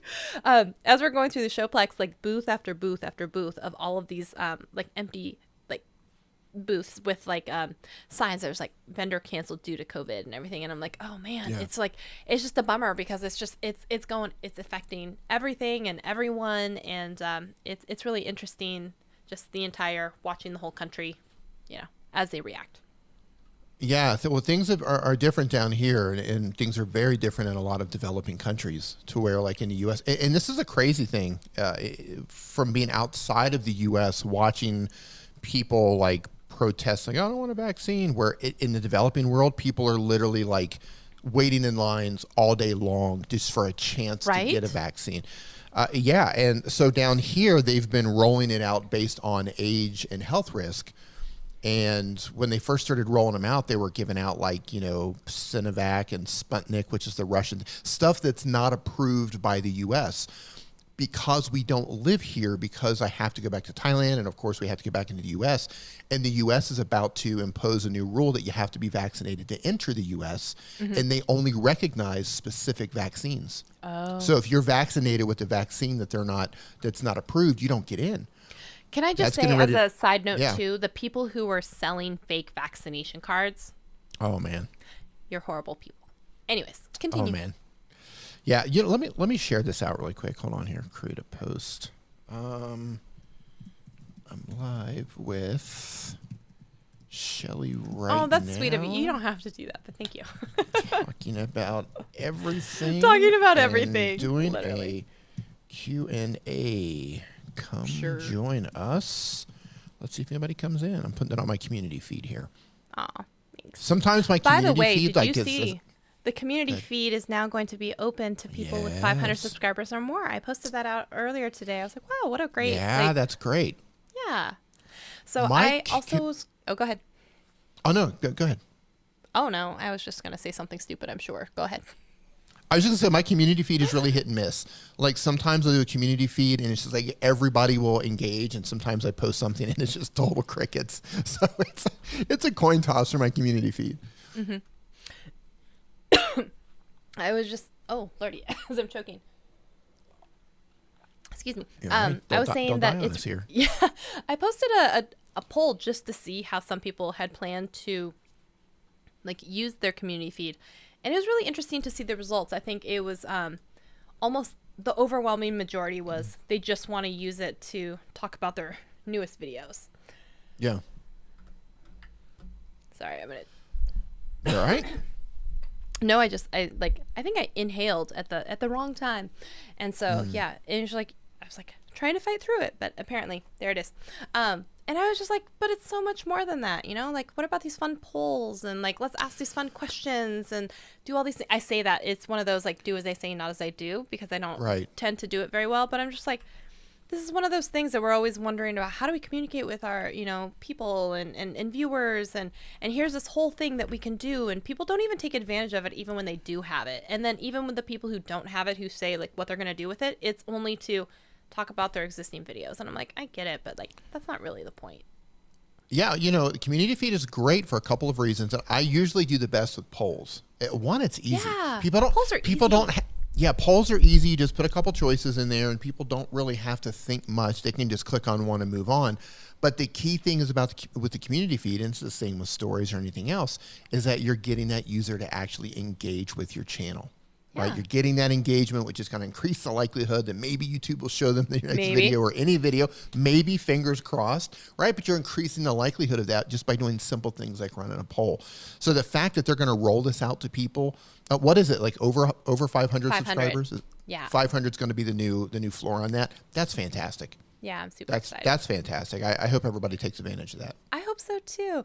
And I almost was considering, I was like, oh, I wonder if we should try and make a video on our channel about like how to effectively use the community tab and like how you might use it and stuff like that. But then I was like, maybe that's not the most helpful. I was like, let's still, you know, because a lot of the people are still not worried about that. They're worried about how do I get to my 4,000 hours or how do I get like different things. So I was like, okay, let's focus. Can we talk about that for a second? Because I just saw another tweet today and I might have even responded to it. I don't remember. So many people are just looking at that I just have to get 1,000 subscribers and 4,000 hours of watch time. Like and don't get me wrong, it's good to have goals, but I see so many channels who are struggling to get the 4,000 hours watch time. And the one tweet in particular, the person says, hey, they were tweeting to YouTube about, can you lower the threshold to reach monetization? It's too hard to reach 4,000 hours of watch time. And I think my comment, and I think I tweeted it, or I just, you know, sometimes you write something in Twitter. Sometimes you write it and you don't send it, and you're like, I'm not ready for this shitstorm that's coming with this. Yeah. I may or may not have responded to that, but my response that I may or may not have responded with was something along the lines of, along the lines of, you know, well, if you're struggling to get 4,000 hours of watch time, you're going to be severely disappointed with your ad revenue. With your actual paycheck. With your actual paycheck. You know, start looking for other, you know, alternative ways to monetize your channel, and don't wait for permission for YouTube, because if you can't get those 4,000 hours, I said that before. I was you're not making any money. AdSense is not permission to start making money. Like, and if everything, and you have an entire revenue pie, it should be a slice, but not the majority of your revenue pie. And I was just like, no. And by the way, side note, I think there's only like 5 people here, so it's really just a conversation between you, me, and the wall.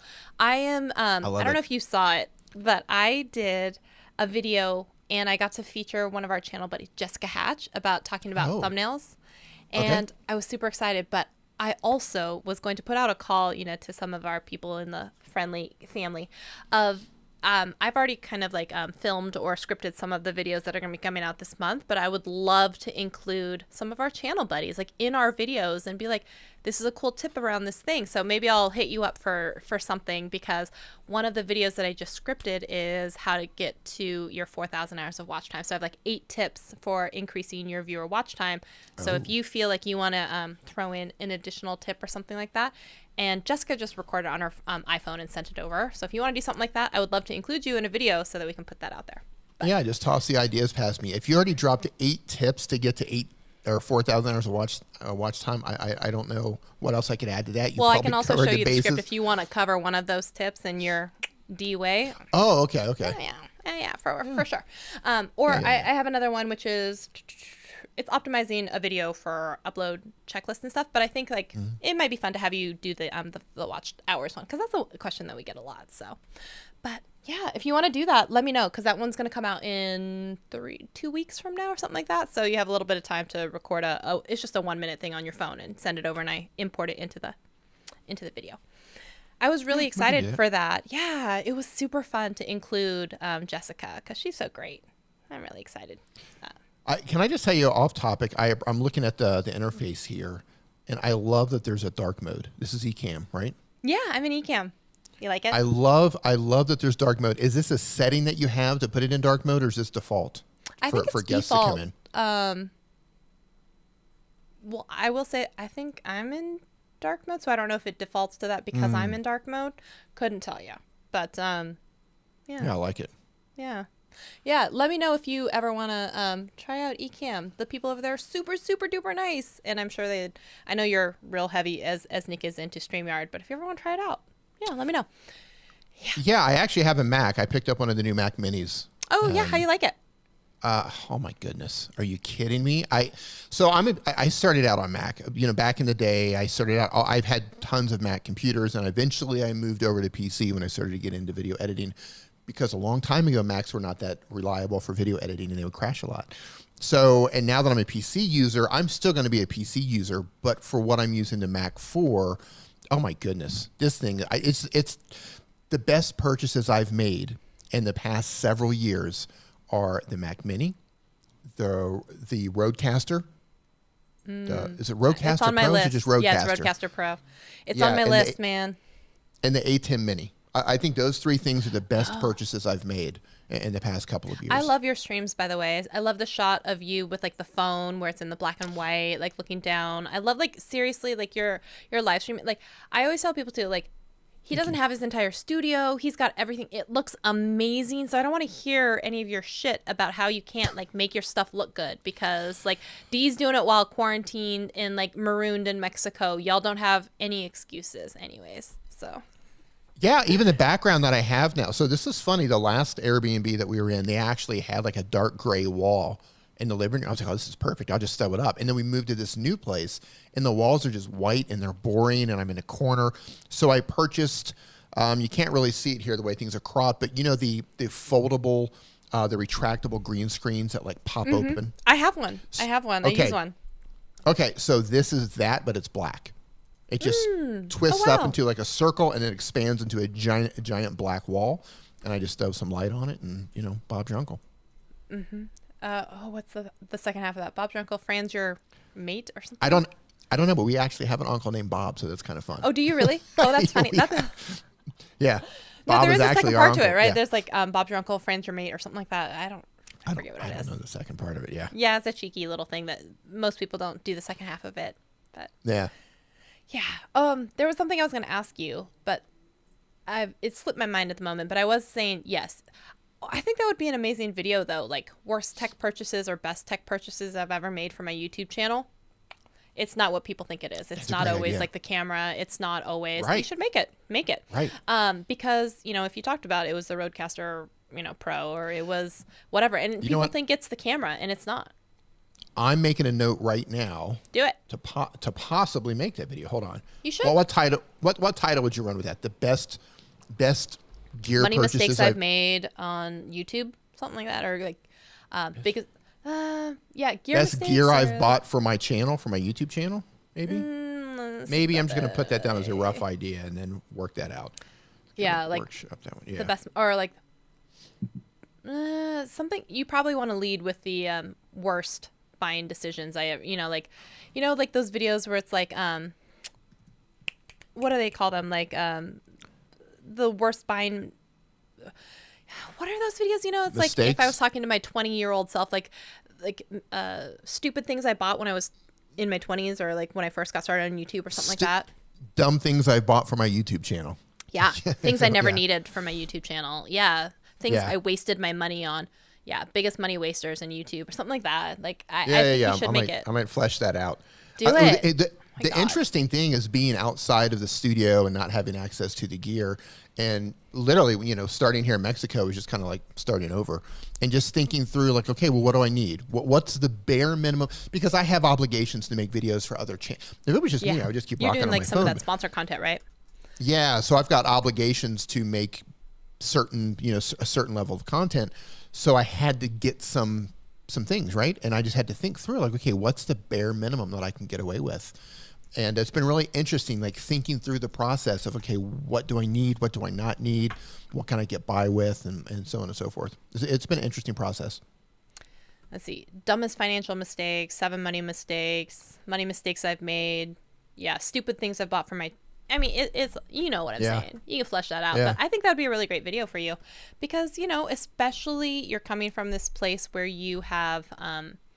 like downsides. You don't have the studio, you don't have all of the gear and the equipment and stuff that you normally have, and like you're still managing to put out content. And it's one of those where it's like, you know, where everyone always makes fun of the gear doesn't matter type of scenario, where you're like, I'm telling you, like, this camera didn't do me any good when I'm down here and I'm shooting on my phone.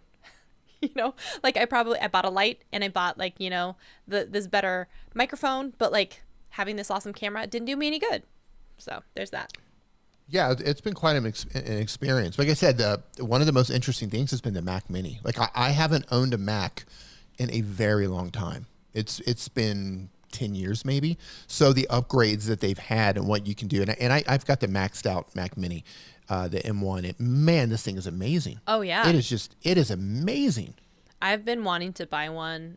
Yeah, especially just for a live stream, like a live streaming machine, having it be dedicated to that. And apparently the M1s just fly when it comes to like Ecamm and everything, like being all, it's all optimized for that. And I was like, oh man, I kind of want it. I want it.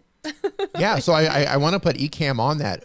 What I've been doing on it, and you're a musician. What do you record in Logic Pro, or what do you? I just record, actually I usually end up recording inside of Ecamm into my Focusrite Scarlett 2i, and I record straight from that, and then I go from there. Okay. I've tried to do some stuff in GarageBand, but honestly, it's like, it's not that often. I usually just end up doing it through Ecamm, recording through the Focusrite. Ah, gotcha. Yeah, so over on my Twitch channel, I've been doing live streams over there, just doing like live recordings on Logic Pro. And nice. I've been using I've been using StreamYard for that, and I've been putting it up, and I'm just like, man, I'd like to have some more flexibility. I did put in OBS, but some awkward things going on with OBS in the M1. I don't know if it's because of the M1, but I don't know. I just had some glitches going on, so I wanted to try. What kind of glitches are you having over there? I'm curious.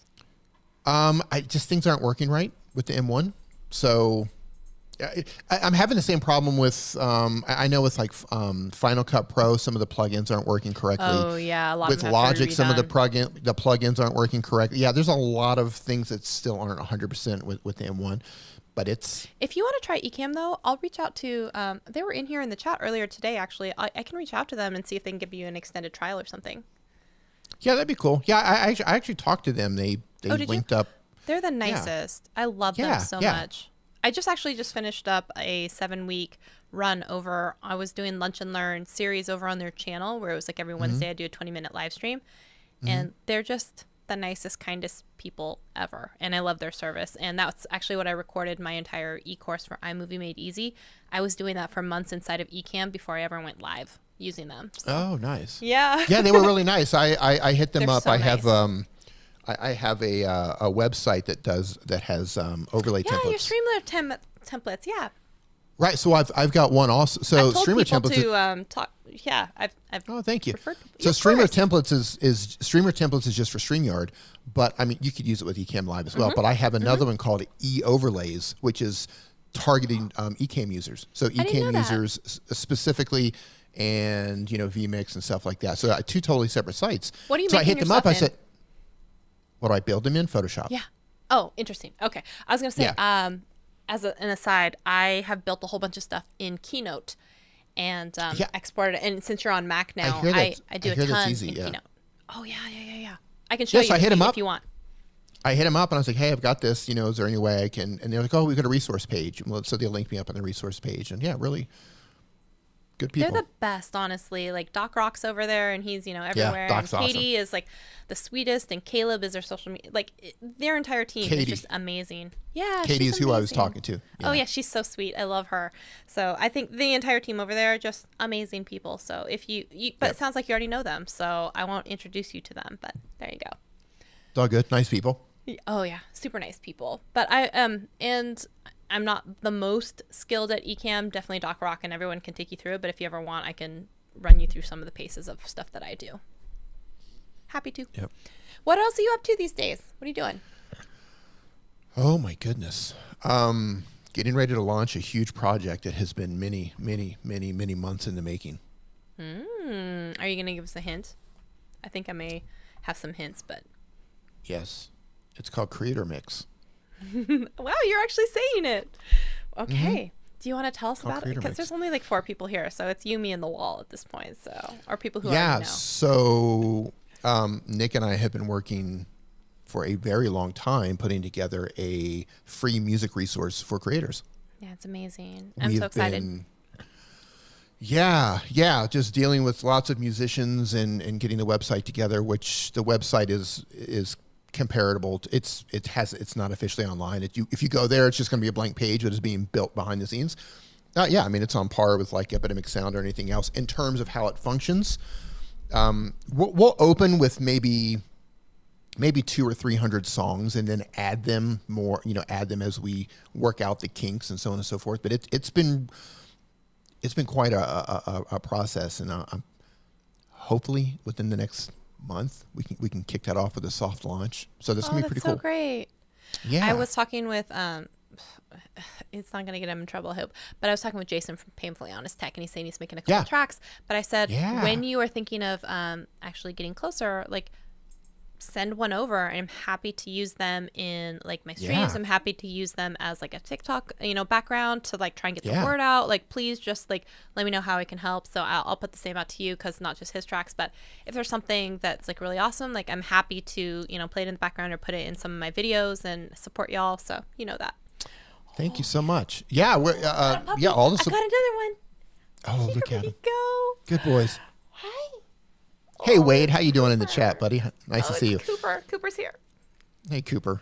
Yeah, we're excited. Like I said, we're gonna start. Obviously, you can't launch with everything right out of the gate. It's just the two of us working on this.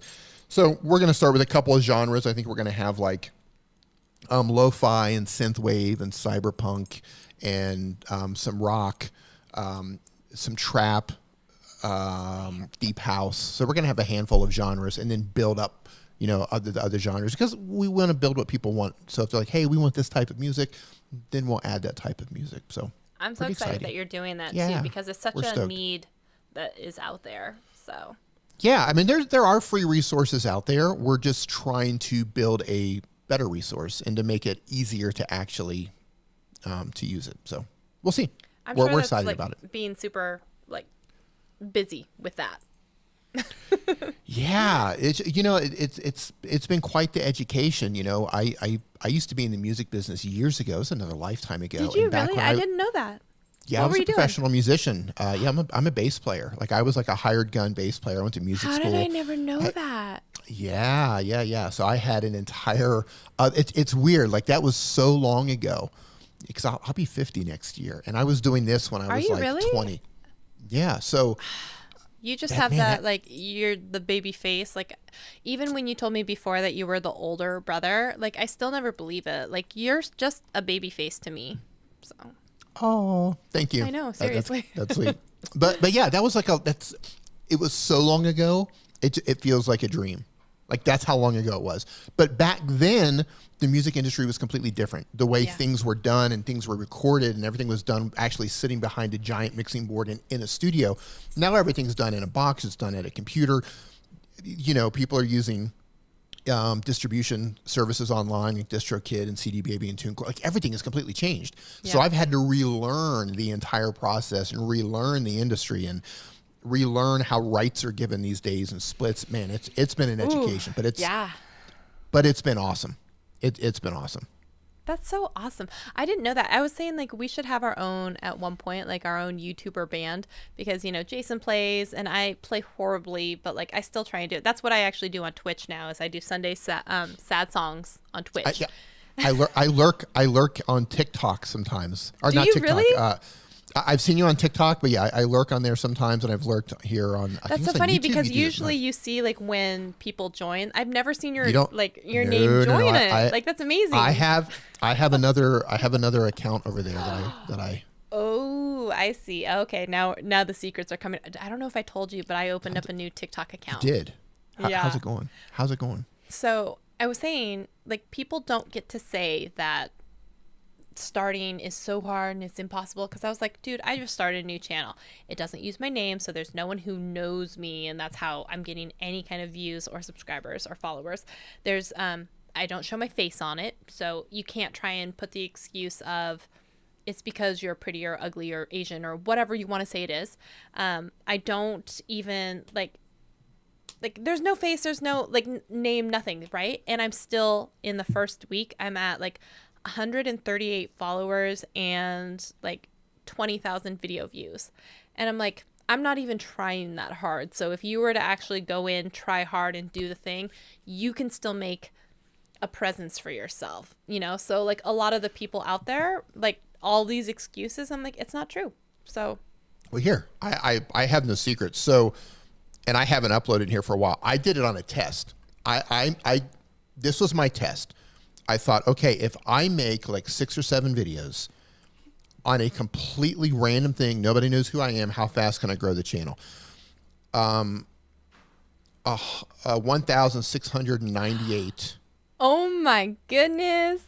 With 7 videos. That's and amazing. What I did is I used a single app and I made videos showing the single app how to use it. That's all I did. And it was just a test. And one thing only, and it's only my voice. And that's all I do. Yeah. And I have one video that's already at almost like 8,000 views for a brand new channel that's less than a week. I mean, don't tell me that it can't be done, okay? Oh, like, absolutely. Absolutely. Not you, but like, you know, the people out there. I'm like, it can be done. It can still be done. Yeah, so my test was I wanted to use a single app. I wanted to use a single audio from TikTok. You know how you can use their audio. Oh, yeah. So I found an audio where somebody was talking about like basically erasing their mistakes. So what I did is I used an eraser app and I erased things like a baby mouth, and I erased boyfriends with girlfriends, and I erased children at the beach. Basically, I erased things that people might call them like mistakes. touch retouch? Yeah, that's exactly the app. That was the app. Oh, I love that app. Oh, you know, I did a video on touch retouch once. Yeah, I did too. It's a fantastic erasing people in the back. Yeah. Oh, yeah. I totally have made a video. Yeah, so I'm erasing like a child. So it's like, you know, a mom on the beach with her kid, and I'm erasing the kid. And the audio is like, yeah, you know, you can erase your mistakes or whatever. Yeah. And I was just like, I'm just going to use one audio, one app, and I'm going to make like 6 or 7 videos and just see what I can do with it. I love just it. Experimenting. But again, it's proof that if you really kind of focus and you come up with something that's entertaining in some degree or something like that, man, people are sleeping on TikTok. Oh my gosh. I was sleeping on it for the longest time. You know that there. Thanks to you. I know, right? You're welcome. It's so funny because I just read recently, you know, how TikTok has now surpassed YouTube in terms of like downloads and actual people watching it and minutes and time spent on it. And I was just like, I was talking about this with Viper the other day, and I was like, oh my goodness, you know how like for years I've been spouting, and when we met in Thailand and you and Nick and I, and we were talking about how I was thinking about all things vertical, going in on this vertical video. I'm so mad at myself that I didn't even go harder on vertical video. Cause like if it was just this and talking about vertical and TikTok and Instagram Reels and all that stuff, like I feel like I'd be so much farther now. But I was just like, see, I knew it. I knew this was going to be the thing, and it's still not done. But I was like, I knew it. We've got Justin Brown from Primal Video in here. We have a superstar in the chat, ladies and gentlemen. Hello, Justin. Let me know if you are free. You are definitely, you have an invite. We'll drop an invite if you want to come in and chat with us. We're just shooting the breeze at this point. We're just hanging out and having fun. I don't know if you know this, but one of the first times that I got to hang out with Justin Brown was at the Gary V lunch at Vid Summit. And I'm sitting between him, his brother, Steve Dotto on the other side. And they're both like barraging me with like, why don't you have an email list? Where are you with your course? What are you doing with your life? And I was just like, I suck in every single like way that one can suck. Apparently, I'm sorry. And I came back the next year at Vid Summit, and I was like almost embarrassed to walk down the halls because, you know, they're going to be like, how's that course going? And I'm like, oh, the one I didn't make. And I was just like, I'm not coming back another year at Vid Summit without this course made. And that was one of the reasons that I actually ever ended up making my course. Yeah, Justin and Mike, they operate on another level. Oh, they do. Very inspirational. Yeah, they do, and I'm so proud of them for all of their accomplishments. And I was just like, yeah, they're so nice. I remember too at that Vid Summit when we were talking, and I was cornering a whole bunch. You were on the video too. I cornered a whole bunch of people. It's still one of my hidden gem, like, favorite videos I've ever done, where I call it my collab with, like, all of these 13 big YouTubers, where I was just like, what do you do when YouTube makes you sad? And, like, what do you do? Like, right? And I just stitched together everyone, and I edited it on the plane because I left VidSum and I went to an IPSY event, which is a beauty conference. And so I edited it on the plane, and then I uploaded it, and I was just like, this is amazing. Like, I had Sarah Dietschy and Justin Brown and his, like, I had everybody in this video, Steve Dotto and Andrew Edwards, and I put it up, and, like, no one ever watched it, but I was like, this is amazing. This is an amazing video that, like, you would have never had access to these people. They're just walking down the halls of VidSummit and be like, hey, can I ask you a question real quick? I swear, 30 seconds. And 13 of these people were all like, yeah, sure, let's do it. Yeah. There you go. Yeah, I remember that video. Isn't it funny how the videos that you want to, like, do really well, like, you're like, you know what, I want this video to do so well, and then it tanks, and you're like, you know what, I'm just gonna throw this video up because I really need a video, or I'm running behind, or I forgot to make something, or I just whatever, and it's like gangbusters on that video, and then you're like, wait a minute, hold on, I just put all this work into this one, and this one just isn't working, and then the one that I almost didn't release for whatever reason, those do the best. No, it's funny because we had that experience where I did the video where I was painting the bottoms of these Louboutin shoes. So people thought that I was like this fashion channel when I was definitely not. But to this day, even when that video is now on private, I've sold like hundreds of bottles of this like red paint that looks like the Louboutin red bottom shoe paint. And the only reason I even had these shoes is because this girl was moving to be with her boyfriend in New York. And so she was leaving them behind. And she's like, I don't know, $25. And these are like $700 shoes. And I was like, excuse me?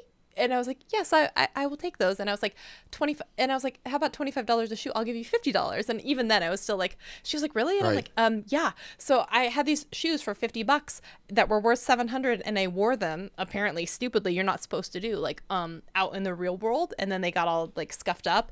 And my friend had actually done a video on like how to paint the bottoms of them to look nice again. So I was like, okay, I'm going to do that because now they're all like scuffed up and look crappy.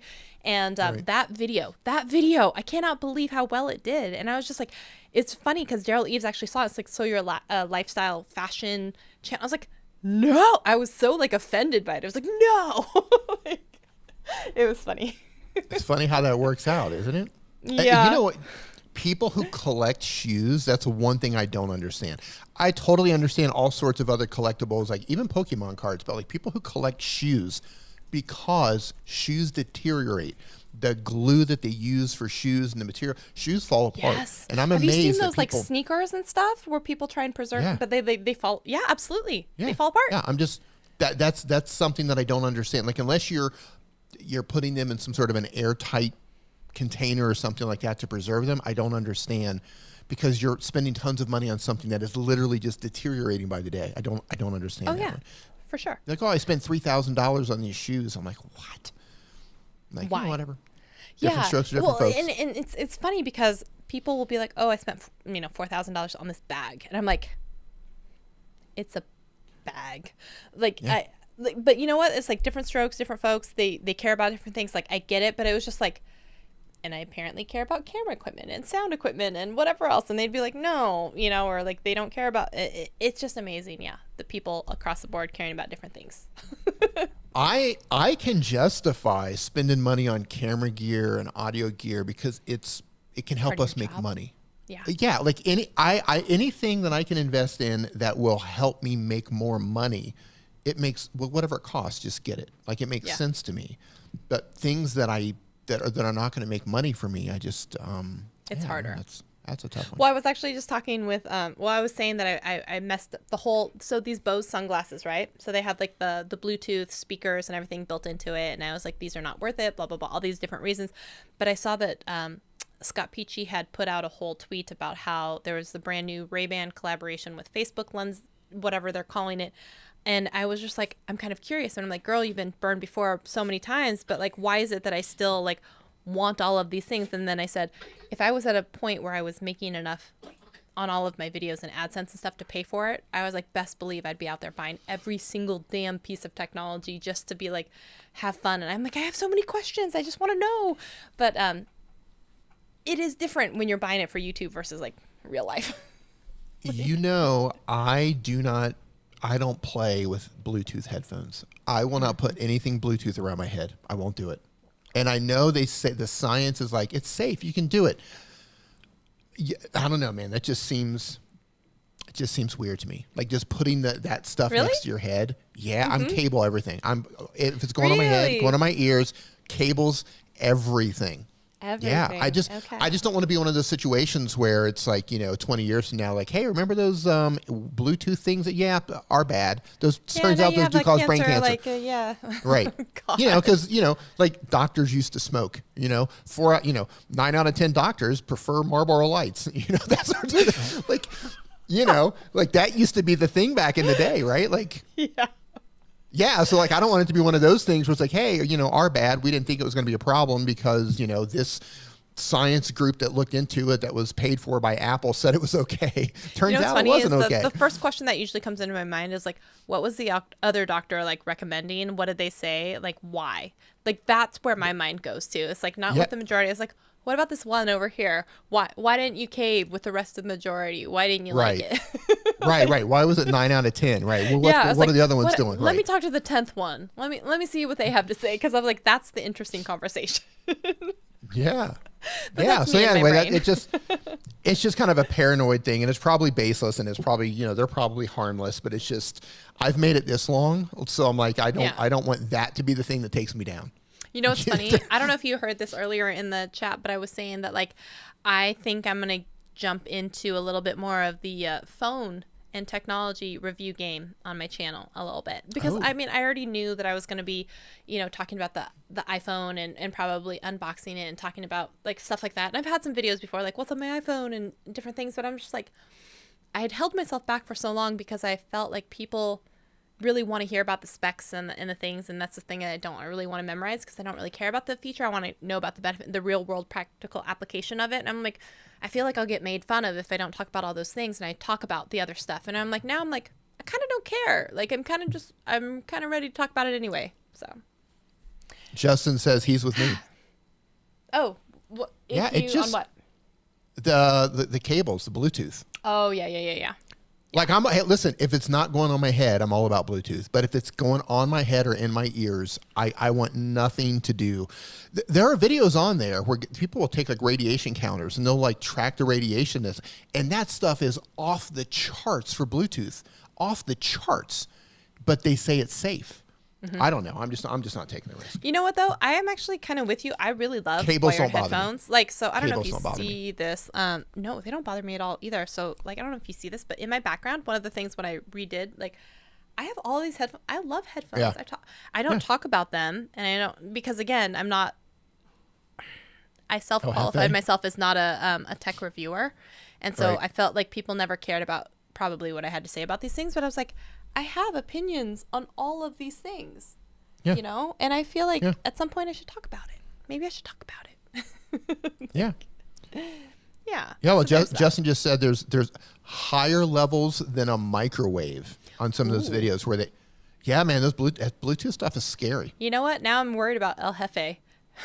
I'm like, oh no, all that guy does is review headphones. And I'm like, oh no, we're going to have to talk to him about this. Well, I mean, yeah, man. I don't know. I don't know. Maybe it's baseless, but like I said, I've made it this far in life, and I'm not gonna. I get it. Sabbath. Yeah. Yeah.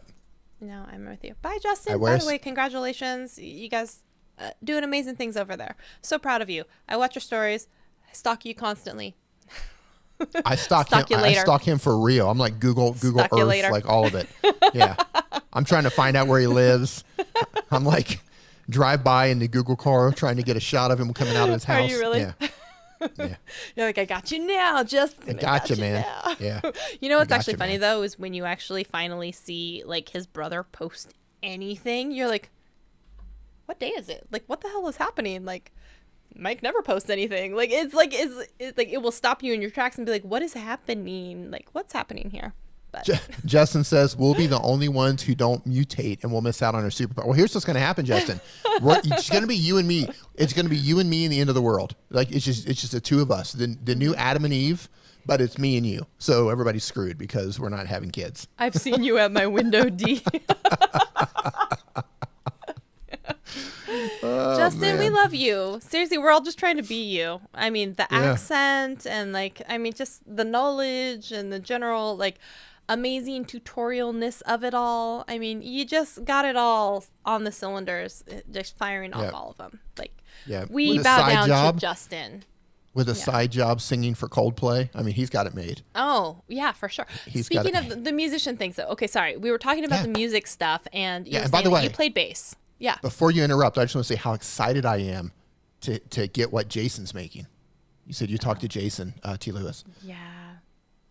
He's so talented. And so, actually, speaking of Yeah. him, I was streaming. So, when I do that, I simulcast. I just do TikTok on my phone, and then I do Twitch on the computer. And I usually run a contest, Twitch versus TikTok, on Name That Song. And it's Name That Song, band or artist or anything like that, and album. And then, we play. And it's usually almost always that Twitch like kicks TikTok's ass. Because I play old music. Because I'm old, and I play songs that their mothers would listen to on TikTok, right? So they usually don't get what I'm saying. And the qualification is, like, I have to take any song, it doesn't matter if it's a happy song, whatever, and I depressify it and I make it sad. That's just what I do. That's the whole shtick of it all. And so one day when I was streaming, it was actually, I think this last Sunday, I saw Jason show up on TikTok, and I was like, oh, fuck. First of all, I was like, why would you show up on TikTok where the sound quality is the worst of everything? I'm like, why would you not be on like Twitch? But I'm like, also, and I'm like, this is a real musician, like played in a band, actually has talent. Yeah. And here I am strumming my acoustic guitar, like knowing 3 chords, and I'm awful. And like, you're here. And I'm like, no, this is the worst ever. Like, I'm used to 13-year-olds being like, way to go, Shelly. That wasn't so bad. But like, I was like, why are you here? I was like, glad to see you, but like, why are you here? And now I kind of feel like that for you, knowing that you're lurking in some other account that I don't know about. But you're like, why are you here, Mr. I know actually how to play the bass and do well? Man. Well, that was, like I said, it was, that was so long ago. That was so, and this is the interesting thing, and this is why it's been really fun for me, is because you're a musician, you get it. So like that was a part of my life for many years, and then I stopped doing that. I got into business, and I had a roller coaster ride with different businesses, and then I just didn't do that anymore. And then I had carpal tunnel syndrome, so I couldn't play that much. And it's just been a really long time, and I haven't been able to, scratch that itch. So to be able to get involved with this now, kind of, I'm able to, scratch those itches that I have again. For sure. So it's been really fulfilling. Like Honestly, I think Justin has been, sorry, I saw that because said he was leaving. But Jason has been super, like, excited to do some stuff with music too. He didn't talk much about it, so I don't want you to say like he's been laying all this like secrets out. But I was just saying he seemed very, very excited about this project. So. Oh yeah, he hit me up. Because I mentioned it in a podcast, and he hit me up and he's like, "Hey man, just listen to the podcast. You know what?" So yeah, we worked out what we can do, and I'm excited, man. Like we're wanting to, we've got a handful of YouTubers that we're working with to start. Again, we're starting off kind of small. We're kind of we'll grow it out, but we want to keep working with other YouTubers who are musicians. So kind of a by creators for creators thing. Oh yeah. And that's and here's something that we're doing, and I would love to have you involved in this, and Justin as well. Once we have enough music, we're able to let you guys go in and pick your own playlist. So you can have your own Shelly Saves the Day playlist where you choose the tracks that you like. So you'll have your own playlist on the site and stuff like that. So I think that'd be cool. I'd love to have a playlist like playing low in the background of any stream, and oh my god, for sure. So people could go there and see like, okay, this is Shelly's picks. These are the whatever music that she likes, and that sort of thing. Let me know. However I can help, I'm happy to do that. Yep. Always proud to help and support y'all. Yeah, thank you. Very excited. Of course. Yeah, we're excited because it's kind of a by creators for creators. That's something that nobody's really doing right now. Everybody's doing like, hey, we're this music company, versus like we're trying to get as many YouTubers as possible involved to make music, and but I mean, people that we're bringing in, they need to be able to actual musicians and stuff like that. So, we've got a handful of people, so we're super excited. Yeah, I haven't heard much about it, and actually, the first time I heard about it was actually from Jason, And he was like, I'm working with someone. And at first I thought it was Roberto Blake, because he does the lo-fi music thing anyway. And he's like, no. Right. And then I was like, okay, I will hit you up and I'll ask you after this live stream, because it was on the Viper stream. And then as soon as we cut off, I was like, who is it? Who are you working with? I was not letting it go. I was like, who? You tell me who you're working with. But, yeah, I'm excited. I'm really excited. Like I said, it's fulfilling, and it's really cool because I know, and you're a musician, so you get it. Like, especially I with loosely Jason's. call myself a musician, not Oh, you like can play and yell. sing. What are you talking about? You can play and sing. I do neither of them well. That's just, I try and do both, but it's just one of those, I don't do either of them well at the same time. I think you're being hard on yourself. I've heard you do your sad songs. Thank you. But yeah, it's just, especially like in Jason's case and in my case, he did that professionally for so long, and it's just like when you don't do that, you're just like, man, I miss that. Or like I really, Daniel too, right? I'm sure. Yeah, Daniel's Daniel's gonna be making music for us as well. I don't think we're launching with Daniel's music because he's been super busy, but he's said he's going to do a playlist for us, an album. So we'll have an album of Daniel's music. I think he's going to do some bluesy type chill rock, some, blues guitar type stuff. I love that. Yeah. So we're trying to, this is going to be cool. And it's going to be different. And I don't even care if it doesn't make, I don't even care what happens. It's just the process has been so fulfilling that I'm always in love with the process rather than the final result. That's always been my thing. That's a very Gary Vee philosophy of it all, right? It is. I don't agree with a lot of what Gary Vee says, but that's one thing that I totally 110% agree with. Like, if you can fall in love with the process, like, you're set. Can I ask you a question between you, me, and the wall? You, me, and the wall, and Albert Newman, who joined us, who says, hey, Dee, will you be live on Sunday? I'm a huge fan. Well, first of all, thank you for being a huge fan. I appreciate you. Albert Newman, I hope so. I usually go live every Sunday unless something pops up or I'm just not, I got to feel it. If I'm not feeling it, I usually don't go live, but probably. So yeah, Shelly, go for it. I was going to ask you, I know at one point, maybe in the past, we had talked about like, hey, maybe not mobile stuff forever, maybe moving into other stuff. Are you still feeling that way? Or are you thinking like maybe not so much? I know your VidSummit talk was going to be around, conquering on your phone and stuff like that, but are you still feeling that way? It's just a personal question. I am. Yeah, I'm in a really awkward position with the channel. I definitely want to pivot out of just doing mobile. I want to keep one foot in mobile because, I have a really good subscriber base and people who enjoy the mobile stuff. But at the same time, I want to put my other foot. The other foot. The other foot. What was that game? Was it Twister where you put your foot on and your arms? Yeah. So kind of like a Twister board where it's like, I've got right foot on red, which is mobile. And I need to figure out the right places to put the other two arms in the foot. Like Justin, Justin covers desktop, he covers mobile, he covers all the stuff. So I want to do that, but I also want to move into some more things as well. Like, I could cover, like some of the stuff Roberto does is great. I can, I understand, how to make money in taxes and like how to, there's just, I feel like there's so many things as a we have to wear so many hats. For sure. We have to, especially once you get into doing this full time, we have to wear so many hats, and it goes above and beyond simply making YouTube videos, right? It goes above and beyond the gear. Like there's like, it's one thing to make the videos, right? You can make the video. Here's the gear. Here's how you make videos. Here's how you make videos well. Here's how you can become a full-time creator. Here's different ways to make money. Now, once you have that money, what do you do with that money? Here's how you can hire outsourced employees. Here's how you can spin off different businesses. Here's how you can work with brands on a deeper level and get year-long contracts instead of a one-off. Like, there's just so many things to talk about. And I'm just trying to think about how can I do this without completely screwing up my channel. So I've been stuck here for a long time. Hey, Heather, how you doing? Nice to see you in here. I've just been stuck here for a long time. And because we're working on the music project, I haven't been focusing on my channel that much. That's really been my main thing. If we didn't have the music project going on, I'd be able to put on my blinders and then figure my way out of my YouTube corner that I painted myself into. There's always something though, right? Hello, Heather Ramirez. How are you? It's great to see you. If you have if you haven't seen, Heather has a channel called Heather Just Create, and she chronicles all of her YouTube journey and all of that goodness. So love watching your channel. Thanks for being out here. And if you want to come in, let us know. We can always drop you a link, and we're just chatting, so feel free.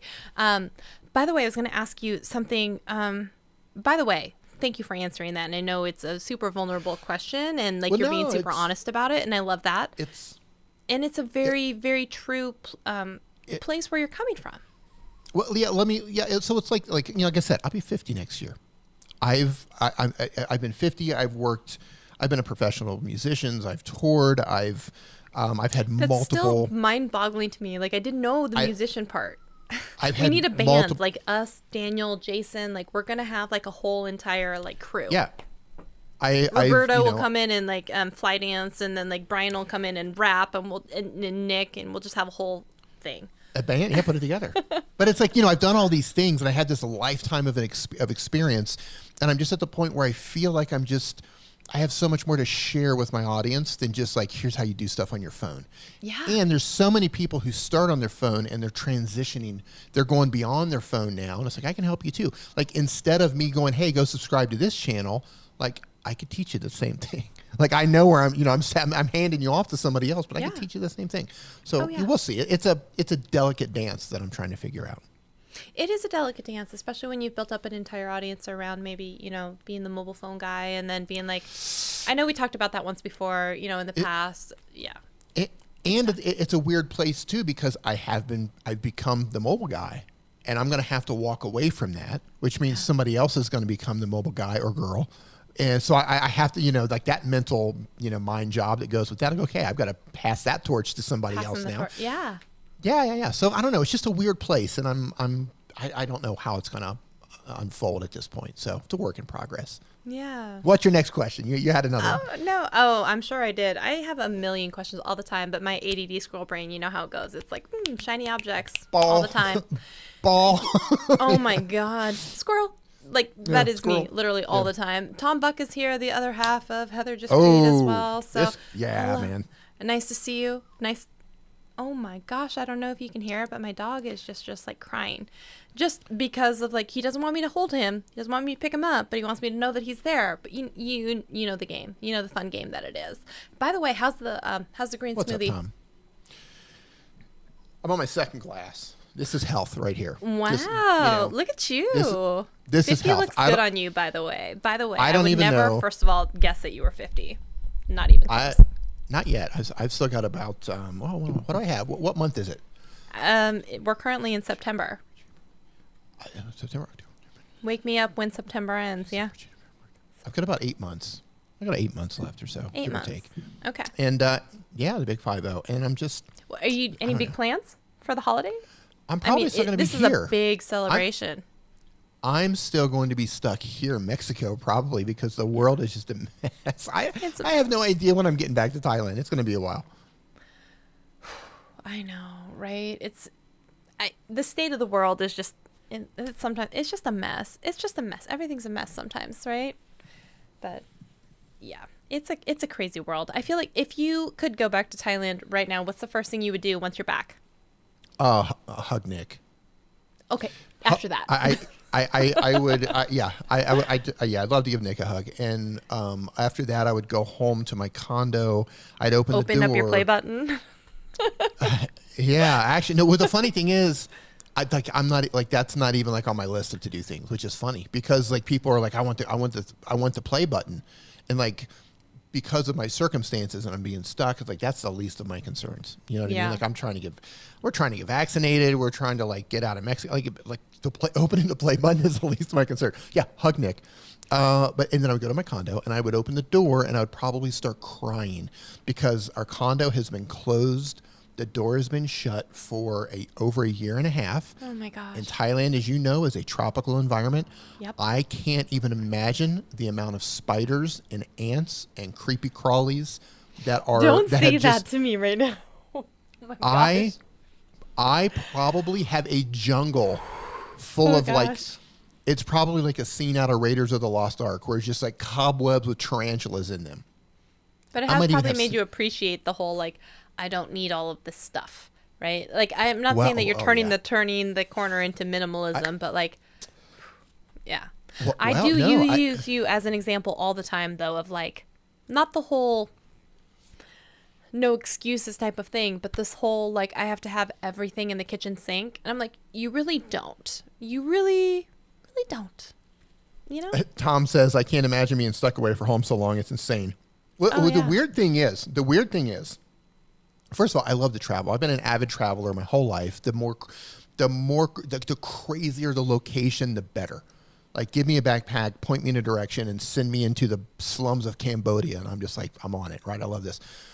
I love adventurous travel, but when you can't go home, there's a difference between like, I don't want to go home, the vacation's over, versus I can't go home.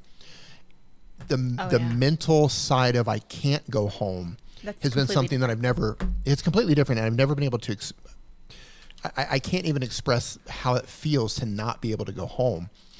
And not even have like a window, like, hey, we're able to go home in 2 months. Like, I have no idea when I can go home. And we left. I never check luggage, so everything is carry-on only, right? Everything is carry-on luggage only. So I've been wearing I've got 2 pairs of underwear, 2 pairs of socks, like 1 pair of pants, like a couple t-shirts, like that's it for like a year and a half. Like I said, I have purchased some equipment because of my obligations to make content for other people, but. Man, it's been an experience. It's been a crazy, crazy experience. But I don't. The funny thing is this: I don't even remember most of the things I owned back in Thailand. Oh, Like, wow. Yeah, like I'm thinking about like, what do I miss? I think about that. Sometimes I'm laying in bed. I'm like, what do I miss? What do I actually miss? Like, if I'm going to go back and get stuff, the only thing I can think of, like, there's like a couple of jackets that I like, and I've got a box full Just of. that. There's a couple of jackets. There's a couple of doodads that I've picked up, and I've got like a box full of pictures from like the past 30 or 40 years. That's it. And I'm just thinking like, wow, I've got all this stuff. I don't even need it anymore.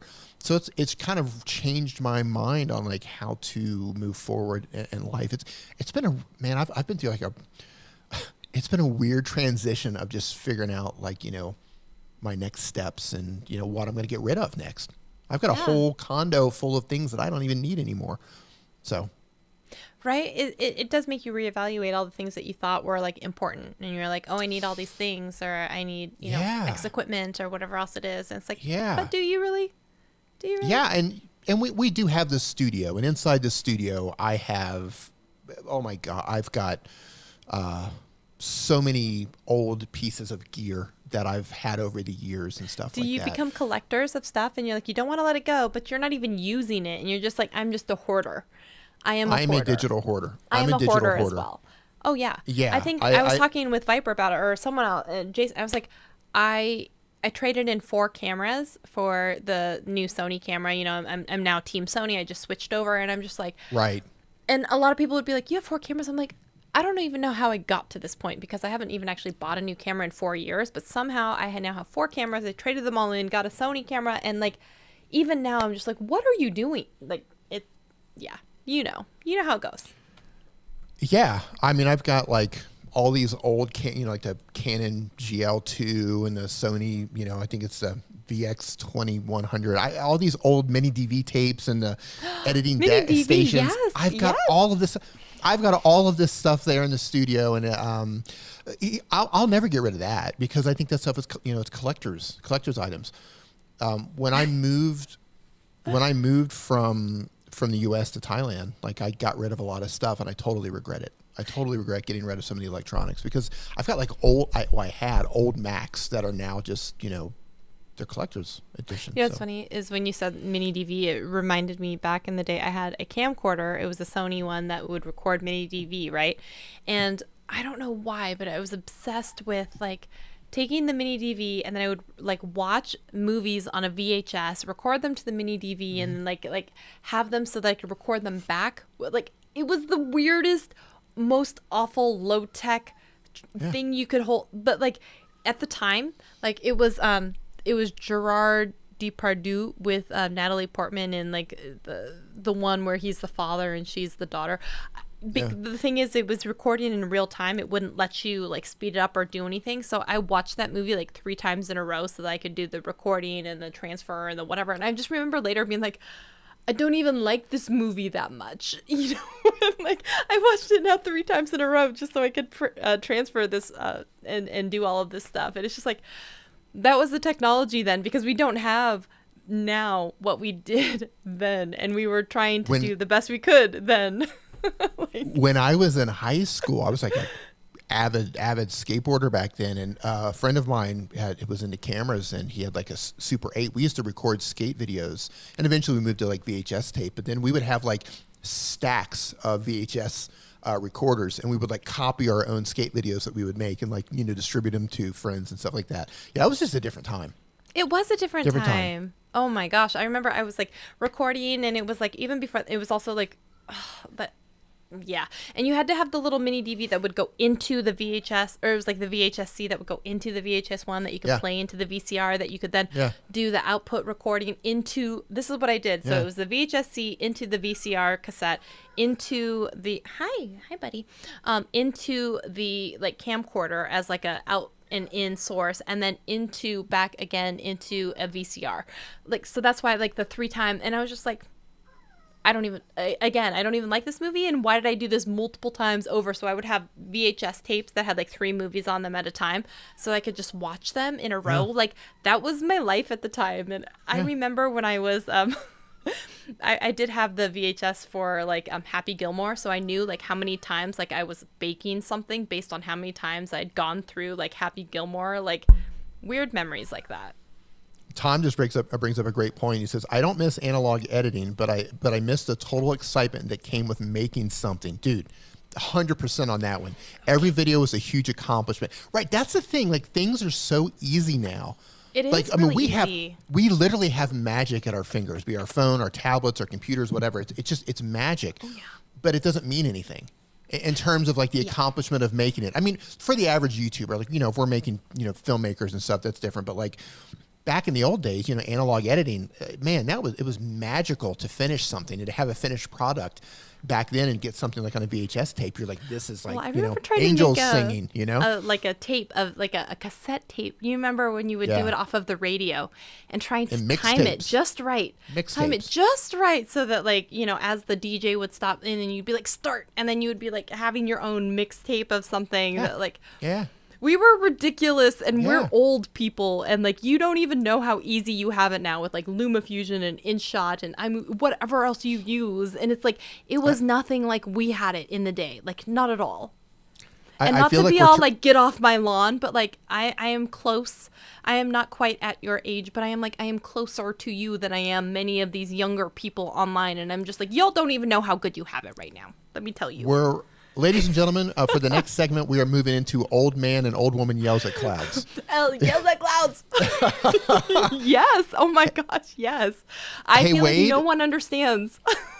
Yeah. Right. Hey, Wade. Listen. She doesn't know you, so her rule is that she has to get to know you before she brings you onto the channel. You. Yeah. She's not. So I brought Wade on my channel last Sunday, I believe it was. Oh, nice. I was just bringing random people on who were having trouble streaming, or people who haven't streamed before, trying to build up the courage to go live. And that's always a risky thing when you're just bringing strangers onto your channel. But yeah, Wade was cool, but she doesn't know you yet. Wade, you're a brand new subscriber, so hang out in her community, get to know her, and maybe she'll bring you on sometime. Yeah, absolutely. We go live every Thursday. Come hang out. Not everybody's as reckless with their channel as I am. I'm just bringing in strangers on my channel, like, hey, what's going on? Right. Well, that's a thing, is like you never know, because you are responsible for what happens on your channel. Oh, yeah. So if they come in and start like dropping the F-bomb all over the place or racial like things, like we're responsible for that, just like our comment section. So like you wouldn't want to get demonetized because of something like that happens. So there you go. Yeah. Wade was cool though. Good lad. Good to know. Yeah, good lad. I feel like it's harder for you probably. Well, maybe it's easier because you also have like channel memberships, or you have all the stuff, so you start to get to know people better. But if you don't know who people are, like it's a big like question mark / like you don't know like what's going to happen when someone goes live on your channel. So there you go. Yeah. So what I did, I've done this 3 times now, and the whole idea of the stream is if you are new to live streaming, or you are afraid to go live for whatever reason, come on the stream. Let's walk through what's holding you back and try to come up with solutions for you. More than anything, I want to give people the confidence to come on the channel and just get comfortable live in front of people. And I just dropped a link in the chat. I just like, here's the link. I drop it in the chat, and it's like, you never know what's going to happen. I like that you do that, though. I started a Facebook group at one point. It was called Keep It Simple Streaming, and it was only for like 60 days, but we would try and do like little challenges and just be like, this is a safe place where you can go live, and if you want you can try and figure out how to like bring someone in, or if you want to figure out how to like do your audio or know what it looks like, because I feel like a lot of people have this mental block about going live. It's just scary for them, and they have this deer in headlights, like, and so like need a safe place to practice. So I love that you're also bringing people through that process, because it is scary, like especially when you're first in the beginning, and no matter how seasoned you are, I feel like that is one of those true testaments to see how long someone has been live, because it's like, well, the mic stopped working, or the camera input stopped, or like, and it's like walking people through like what happens when this, happens, and how do you keep talking your way through it and love them through it. And I feel like I've seen people who, when something goes south, they just turn off the stream, versus like, we're going to figure this out. We're going to get through it together. And that's one of those things. I feel like a lot of people who don't go live, they don't figure out like how to think on the fly, right? They get paralyzed and they just don't do things. And so I think going live is one of those great, amazing things, not only for communicating with your audience, but being able to navigate when something goes wrong. How do you work through it? Like, what are those steps? Like, when your brain is reeling, and can you still look calm on the surface while your feet under the water are just like completely going nuts? I love it. I always say that live streaming is like playing jazz music, right? So if you're playing jazz music, you have the structure of the song, but what happens in between these certain areas is kind of like a free-for-all. That's why jazz ends up sounding so weird, right? And it's experimental. It's improvisation, right? You're improvising with jazz. Like, you have the basic structure, but what happens within that, you're improvising, right? And that's what live streaming is. Like, you have the structure, you have this thing that's happening in real time, and man, a lot of the times you're just flying by the seat of your pants. And, sometimes the camera batteries are going dead, or your mic stops working, or your internet is whatever. And it's just, you just got to improvise sometimes. Like, I've had every situations. single one of those happens. Yeah, absolutely. Every single one of them. Yeah, I've had situations before where the camera just goes dead, and I'll just like send a link over to my phone, and I'll just pick up with my phone and just kind of keep going. And it's just, you got to get used to that. But the cool thing, I said, I've only done it 3 times so far. I'm trying to do it once a month. Like, the first live stream of every month is to help people, build their confidence on going live. The cool thing is I've now had a couple of people who have come on and have since become regular live streamers. Like, they come on my channel for one time, and they're like, you know what, that was really easy. I'm going to start streaming. And then they're streaming, and they're coming back, and they're like, you know what? Now I'm getting like 8 people and 10 people showing up on my live stream, and they're doing it like, once or twice a week, and it's become a regular thing. And I'm just like, yeah, mission accomplished. I love that, because I remember when you first start going live, it's so daunting to think like, what if no one shows up, or what if like I have nothing to talk about? And I remember I even did a few videos. I was starting my very first sponsorship, I think, series with Restream, and we were doing different series and stuff, and I was talking about like, what do you do when no one shows up? Like, do you have a plan, or like what is going on? Like, and so I feel like a lot of people, they don't know what they're really like until they try and go live. Does that make sense? Like, totally. Yeah, I don't know. Hopefully out there you would understand that, but it's like, you don't really know what you're like under pressure, or like under times of duress, or anything like that, until you try and go live and you kind of work your way through it. So you'll see people who are like, I'm going to talk you through it, and even though stuff is just going completely off the rails, like, you're not going to know, or I'm going to talk you through all the things I'm trying while I'm trying it, so you can know what to do if you're in the same situation. And then you see the people who just completely freeze up and like have a hard time with it, and like all of the things on the spectrum are valid, but it just kind of shows the different like varying levels of either comfortability or whatever else it is, and how seasoned someone is. It is, and the cool thing is the more you do it, the more comfortable you get in front of the camera. I remember, you've probably been in the same situation where when you first started live streaming, when you first started doing this whole YouTube thing, and then somebody with the, hey, Brendan, and when somebody has a larger channel, like a much larger channel, and they invite you on, you're terrified. I was anyway. I was terrified. Like, I would go live with, an interview with, like, I remember going live with like Dusty Porter, for example, or various channels. Nice. The first time streaming on the TubeBuddy channel, I was like, oh my God, like this is a huge channel. Oh my God. And, I literally almost like pooped my pants. I was just Exactly. like, oh Lord, I was so nervous. Exactly. Yeah. But what happens over time is to where like that becomes so comfortable that you don't even like sweat it anymore. One of the craziest things, so I was on Daryl Eve's channel a couple of months ago. He was doing some marathon live stream, like as he usually does, and he was exhausted, and he had like, I don't know, 2 more hours left, and I think he'd been streaming for like 12 hours. He's like, hey man, I'm getting tired, can you come in and help me? And he just ended up turning me loose, and I was just thinking like, man, like if this would have been like 2 years ago, I would have been too terrified to do this. Mm-hmm. But now, because I'm so comfortable and I understand, as do you, how to keep the conversation going, even if there's nobody in there. But there were like, I don't know, 300 or 400 people in there. But even if there's nobody talking in the chat, you learn how to keep the communication going. You learn how to keep moving. You learn how to, avoid those awkward pauses. And because of that, you kind of build that muscle up, and people know, oh, wow, you can stream. So when you come onto my channel, I can turn you loose. I can turn you loose. I don't have to worry about things. And it is a muscle. You do have to practice it. You have to build that muscle. Actually do it. And it's terrifying and scary almost every time. And I feel like even now, I still sometimes get nervous, or I still have things go wrong, or behind the scenes, things are still like falling off the rails. But you have to just kind of like still be like able to present and be like, the show must go on. We're just going to keep rolling, Yeah.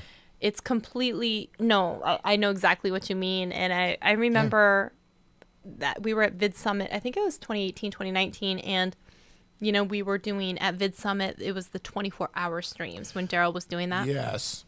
And so Viper was in the crowd. He put on the pack. And, at one point we were like in the lobby, we were like, and we were just like, we have no idea how many people are watching. We have no idea what we're going to talk about. We're literally just running around the hotel in the lobby being like, what are we going to do?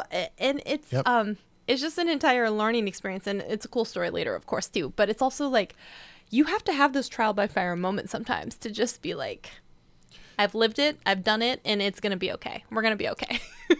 So let me share with you, Mike. So I carried that for quite some time as well, the 24-hour live cam at Vid Summit.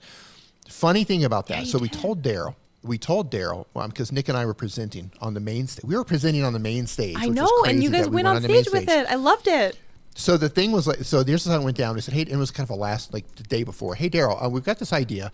We're going to bring the cam on the stage as we actually go onto the stage. He's like, I love it. Let's do it. So 30 minutes before we're on the stage, Daryl is nowhere to be found, and he's got the camera. Nowhere to be, and it's turned, So he's got the camera, and I'm trying to track down Daryl. And, he's got his crew of people, and they're like, somebody's like, oh, he's in the back with Mr. Beast in the green room. And there was like security back there. And like, what do you need? I'm like, yeah, I'm trying to get the camera from Daryl. And they were like, well, that's not going to happen. And I'm like, no, I'm going on stage like in 15 minutes. And you need to tell Daryl that I'm out here to get the camera. It turned into this ordeal. It turned into this thing trying to get the camera from him. And he'd been awake he barely slept. Yeah. He was exhausted. But he was in the back room in the green room with Mr. Beast. And I ended up being in the hallway with Pat Flynn, and it was the first time I actually met Pat. He was trying to get an autograph for his son from Mr. Beast, and I'm trying to get the camera to go live with it, and both of us were like shut out. It was hilarious. And the security was asking Pat, and they're like, "Who are you?" And Pat was like, "I'm the keynote speaker." Pat was like, "I'm the keynote speaker." You're gonna want to let me on stage. You see this brochure with my picture on it? That's me in the picture. It was just hilarious because like, who are you? Why are you trying? And Pat was like, I'm the keynote speaker. And he's like, who are you? And I was like, I'm going on the main stage in 15 minutes, and I'm supposed to get the camera that Daryl has on the other side of that door. And it was just like, we were just both being blocked. Anyway, it all worked out. Pat got what he needed. I got ours. And I ended up like literally running with the camera. We go on, and we ended up going on late because of the. I remember talking to you about how you were so nervous about that talk. And I remember you and your brother like absolutely crushed it. I know you were like, oh my God, I wish we would have done it at the very beginning of the conference. That way we would have just been able to enjoy the rest. But the rest of the time it was just this build up to like being nervous about it the whole time. And I was like, you guys crushed it. That was amazing. And you were just like, but it wasn't very fun up until this point, where it's like, thank God now it's over. But now you can look back at it and be like, oh my God, look what we lived through. Well, the funny thing is being a musician, I've played hundreds and hundreds and hundreds and hundreds of concerts as a bass player, right? In the back with the drummer playing bass. I've played in front of huge audiences. That doesn't bother me at all. That doesn't bother me at all. I have never stood on stage and given a presentation. But what made me nervous in addition to that was it would have been 1,000 times easier if I was doing it by myself. But because Nick and I were doing it, we were throwing it back and forth. We had this thing worked out where like he would talk about something, I had to talk about something. It went back and forth and it was time to our slides. So the back and forth is what we had to memorize. Well, not word for word, but had to memorize the cadence and the timing and all that. And the entire, like we had to keep practicing. And it was just literally like, if we would have been like, first day, it would have been over with. You could enjoy the conference. But the entire time, day after day, it was like in the back of my mind. Building nervousness about it. Yeah. And it was the main stage. It was the same stage as like Peter McKinnon and Casey Neistat and Pat Flynn. I'm just like, man, this is my first time speaking. And he put us on the main stage. I was terrified. But you terrified. Guys did so great.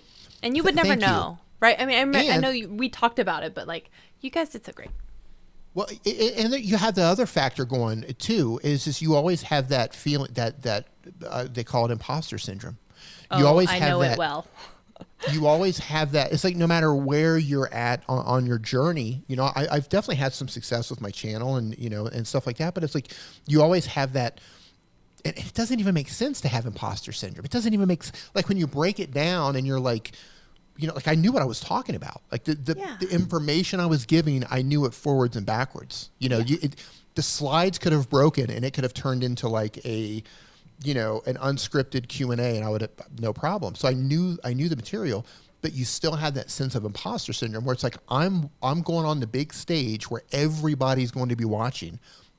Everybody in industry who's going to be in that room, people who are a lot smarter than me, people who are more knowledgeable on this topic than I'm going to, and that was just what a mind job. Terrifying. So yeah, it is a mind. Yeah, F, that was like I get it. That was, but check done. Yeah, you've done it. You've spoken on the main stage. You've spoken like at Vid Summit, like amazing, and you guys did a great job. I know you were super nervous about it, and I was like, be like, you did amazing. I don't know if it meant anything to you, but I was like, seriously, you did amazing. It does. But I had it. So I had that imposter syndrome going on. Number one, excuse me. Number two, I didn't want to let Daryl down because Daryl trusted me enough to put me on the main stage. So I felt like I had to perform. Number three, I didn't want to make Nick look stupid. That was, I didn't want to let Daryl down. Why would you make him look stupid? Because if I messed up, it would have made Nick look bad. No, right? So it would have made you look bad. I didn't see, Wade, I didn't want to make Nick look stupid, and I didn't want to let Daryl down. This is the order. I didn't want to make Nick look stupid. I didn't want to let Daryl down, and I had a mild version of imposter syndrome and just the jitters of never actually speaking in front of an audience before and having to have that throwback with Nick. Yeah. So that was what was going on in my mind. And then there was a delay, right? Evan Carmichael who's just amazing, by the way. He's so kind. He's so nice. Evan's amazing. And he's like, so what are you guys talking about? And we're telling me. And I told him, I was like, I've never gone live before. And he was like, well, what? And I was like, yeah, I've never gone live. He's like, you got to lead with that. I'm like, what are you talking about? He's like, no. You got to lead with that. Tell people you're nervous. Tell people it's your first time. I was like, Evan, we've scripted. We've memorized. He's like, no. Forget all that. You got to lead with that. And then he literally followed us backstage and was backstage with us. And he was like, you got to lead with it. You got to bring it up. And I was like, all right. So he like disrupted the whole beginning. It was like last minute changes thanks to Evan Carmichael. And it happens and you're like, I don't know if this is right in the moment. And then later you're like, I'm so glad I made that decision, right? You're probably like, I'm glad I said that. Oh, and how do you say no to Evan? Like Evan is just, he's very I don't think persuasive, you can. So. He's that very like, he's kind of like Owen, that very charismatic and like kind and like super like happy. And you're just like, anything for you, whatever you say, right? And it's just like, okay, if you're saying that. But I know exactly where you're coming from because I would be like not only are you on the main stage, you know, you're with your brother, you're in front of all of your respected peers, you're at Everybody. this huge conference, you've got like, you're looking on the audience and maybe you've got like Mr. Beast and Daryl Eves and Pat you know, like Flynn and Pat Peter Flynn. McKinnon's in the back, exactly. and you're Peter just like, McKinnon, oh my and God. you're just like, what am I doing up here on the stage? What is happening right now? So like, I could understand how you would feel like that, but like, you're so special and you're so talented and you're so smart. So I'm glad that you were up on that stage and you did a fantastic job. Oh, well, thank you. That actually means a lot. And I, you know, in hindsight, I haven't watched it, so I don't know. But you know, it felt right. It felt right. I felt good when it was over. I did acknowledge that it was the first time up there, and I was nervous. And I thanked, you know, Daryl for on stage, and I thanked him for, That's a good first stage, man. Because I don't think anybody at VidSummit wants you to do badly. You know, they want you to just like knock it out of the park. Because I feel like everyone who's there is just like, let me soak it all up. Let me like tell me everything you got, you know, because it's that kind of environment where people are really understanding of each other. So I feel like if you're going to do it, that's a great stage to do it on. Yeah, it was. And it was, I'll tell you what was really cool was, and Tom brings up a good point here. Tom says imposter syndrome is rough, but I think the benefit is that it does push you to deliver. Yes, absolutely. And make sure everything is as good as it can make it. Yeah, 100%. Yeah, man. for sure. The cool thing was, you know, we did bring having that live camera, the live rig, it was really cool because as nervous as I was before grabbing the camera, when I put the camera on, I went into live streaming mode. I wonder if you felt more comfortable because it's something that you're so familiar with. I did. Yeah, for sure. I did. So we're back, you know, we're backstage waiting to go on, and Evan Carmichael's back there, and he's like, you got to lead with your nerve. And I'm just like, okay. And we're live, and we're like trying to fire up the people who are watching on the live stream. And being able to walk on with, I was the one holding the camera and had the backpack. So, you know, we walked on the stage holding this stuff. And I felt like I was in my element, and I wasn't thinking so much I'm on stage versus I'm doing an epic live stream. Yeah. That's kind of where my mind went on that. When you start to reframe, you know, your brain around certain things, all of a sudden it doesn't feel as scary. It feels more familiar. And you're like, oh, I've got this. And there's a different feeling that comes over you. Yeah, yeah. And what was really cool, I think the coolest thing is like, you know, we had the whole, in the front was like the whole community. Yeah. Like, you know, all your friends. You know, Roger, I was up there. Brian, I was up there. Yeah, you're there. Brian G. Johnson is there. Roger Wakefield was there. Like the whole crew, everybody that I knew, they came to the front. Yeah. So when you're looking in the front row, it's like, it's your, you know, it's your friends basically. I remember how nervous you were, and I was like, I'm getting in the front. Like I was up near the. I was like, I'm getting there because I was like, I remember. Yeah, but that was man, that was a cool experience. This time around, if I do make it in, I know. I think Nick is on the big stage this time, but I think Nick's in the same situation that I'm in. But I'm in one of the smaller rooms, which is totally cool. We've been separated by choice. I don't want to do like a double thing again. That was tough. I think it's nice that you have your own identities and like you're that able was to. Tough. Yeah, no, I get it. Because you have that flow, that back and forth. It's easy to just go on stage and talk about what you know versus I have to go on stage and talk about what we know collectively, and then send it back and forth. That was I don't want to do that again. I'm great. I did it. It was great. I did it with my brother, but I don't want to do that again. I think I actually might be talking at VidSummit this year. I don't know if it's for sure. And I have the same imposter syndrome as you do, and I'm not on a main stage. I can tell you that. I'm sure it's probably an 8 a.m. session on a side stage, but I'm still like this nervous about it. And I'm just like, holy crap. And feeling like you have to over deliver because it's like, even if no one shows up to this talk, it's like, oh God, like the nerves and like the whole like expectation that you put on yourself versus like no one is putting that on me, but it's just like, I can't even imagine what it was like for you guys to be on the main stage. I know that I'll probably be on a small site, and I'm just like, I have unbelievable nerves even thinking about it, just thinking about it at all. It was crazy. Like I said, you know, the imposter syndrome side and just not wanting to let, you know, Daryl and my brother down and just, you know, like, you know, if you're on a small stage by yourself at 8 a.m. in a small room and you make a fool of yourself, that's one thing. But doing it on the main stage where everybody is in there, man, that's, I didn't want to mess up there, but it worked. Yeah. No, you guys did phenomenal. And I think worked. I told you that, but like, you did phenomenal. Good job. It was amazing. I will say this. Thank you. I will say this. Had I not been live streaming on a regular basis, I don't think I would have been able to pull that off so smoothly. I But because highly suggest people should be live streaming because of getting Yeah. through the nerves, because of getting through the kinks, because of being Just- able to learn how to go with the flow. It's so important. It's such a skill that a lot of people don't get when you Yeah. only do recorded video and only take Yeah. your best takes. yeah. You need that. Yeah, there's and you know exactly what I'm talking about here. There's something that happens when you go live, and Tom and Sammy in here, I know you guys are live streaming a lot too. When you're carrying on this the conversation that you're having, and you're looking into the lens, right? You're asserting your dominance to the internet, and you're right. You're Is that what it is? That's what it is. You're I thought it asserting was your just dominance, right? maintaining eye contact. Right. No, you're asserting your dominance. That's what it is. You're in flow, right? You're in that flow zone, and your brain starts to do all these different things at the same time. You know, it's the whole patting your head and rubbing your stomach thing, to where you're communicating, you're managing the chat, you're handling your computer, you might be adjusting your audio levels, you're thinking about what's coming next, you're getting things set up for the next question. Like you're doing you're juggling. You are literally juggling while having a conversation. Yep. And learning how to do that effectively without tripping all over yourself and losing track so much. We all lose track sometimes, but learning how to do that effectively, it just makes you a better communicator and a better creator all the way around. Because you're literally, you're rubbing and tapping and chewing and blowing, riding a unicycle and all this stuff at the same time. But your brain adapts to that, and it gets really efficient at doing that.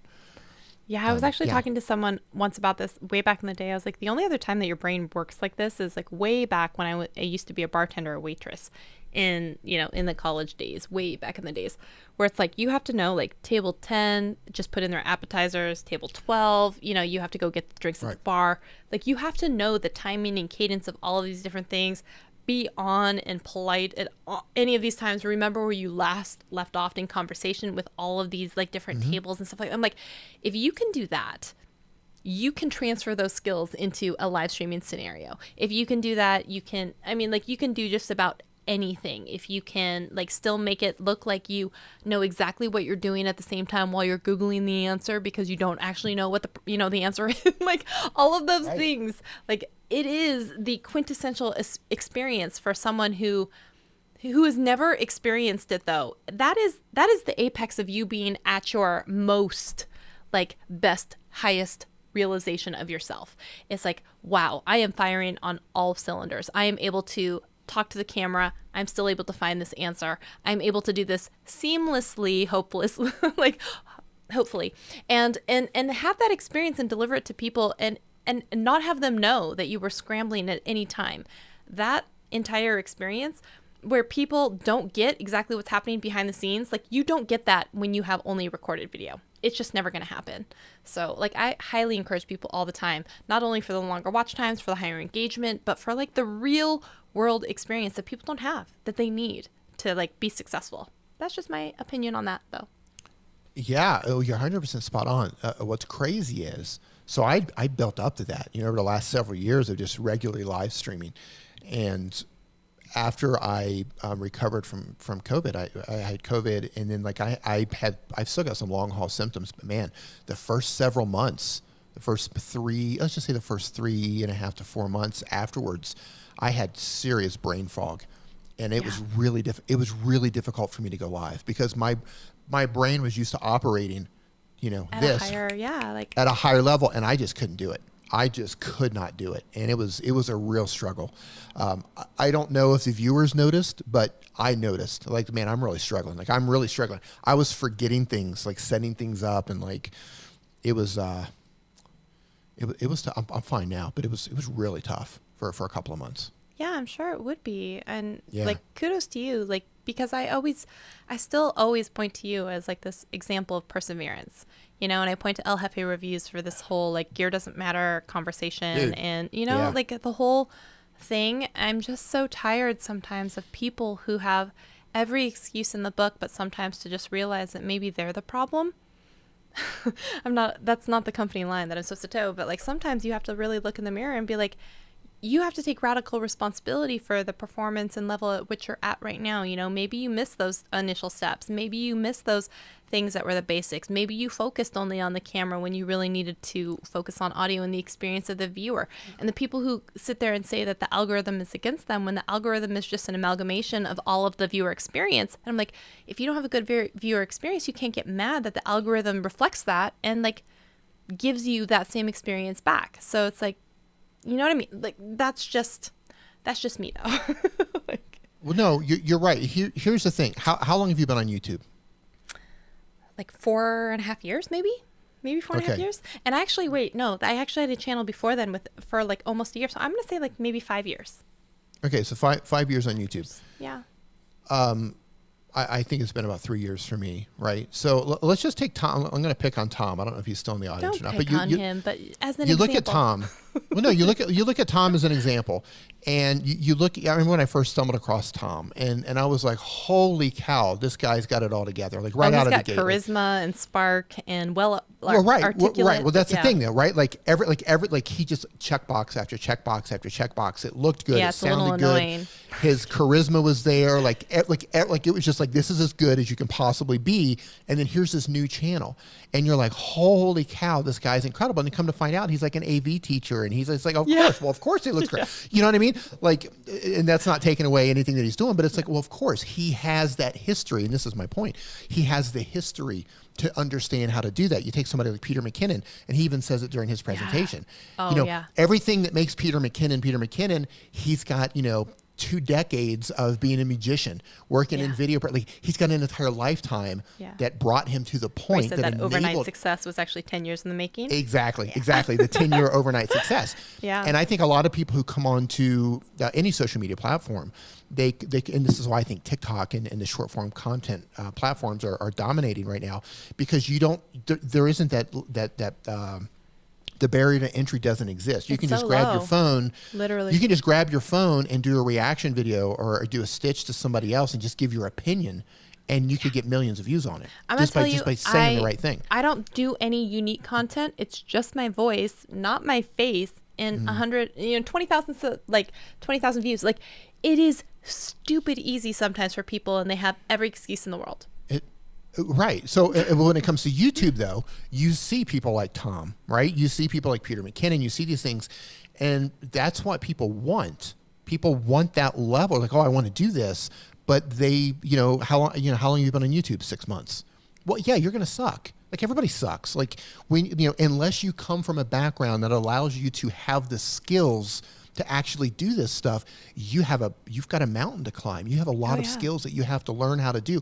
Not just do, you got to learn how to do them well. You got to do all of them. You got to do all of them. You got to wear a lot of hats, and people come in and don't understand the hats that they've got to wear, the skills that they've got to learn, just to be at a level to where they can start to kind of dig out of that beginner hole, I think I see repeatedly, it's like, oh, YouTube is so easy. It's just 10 minutes of like turning on the camera. And I'm like, like, good luck.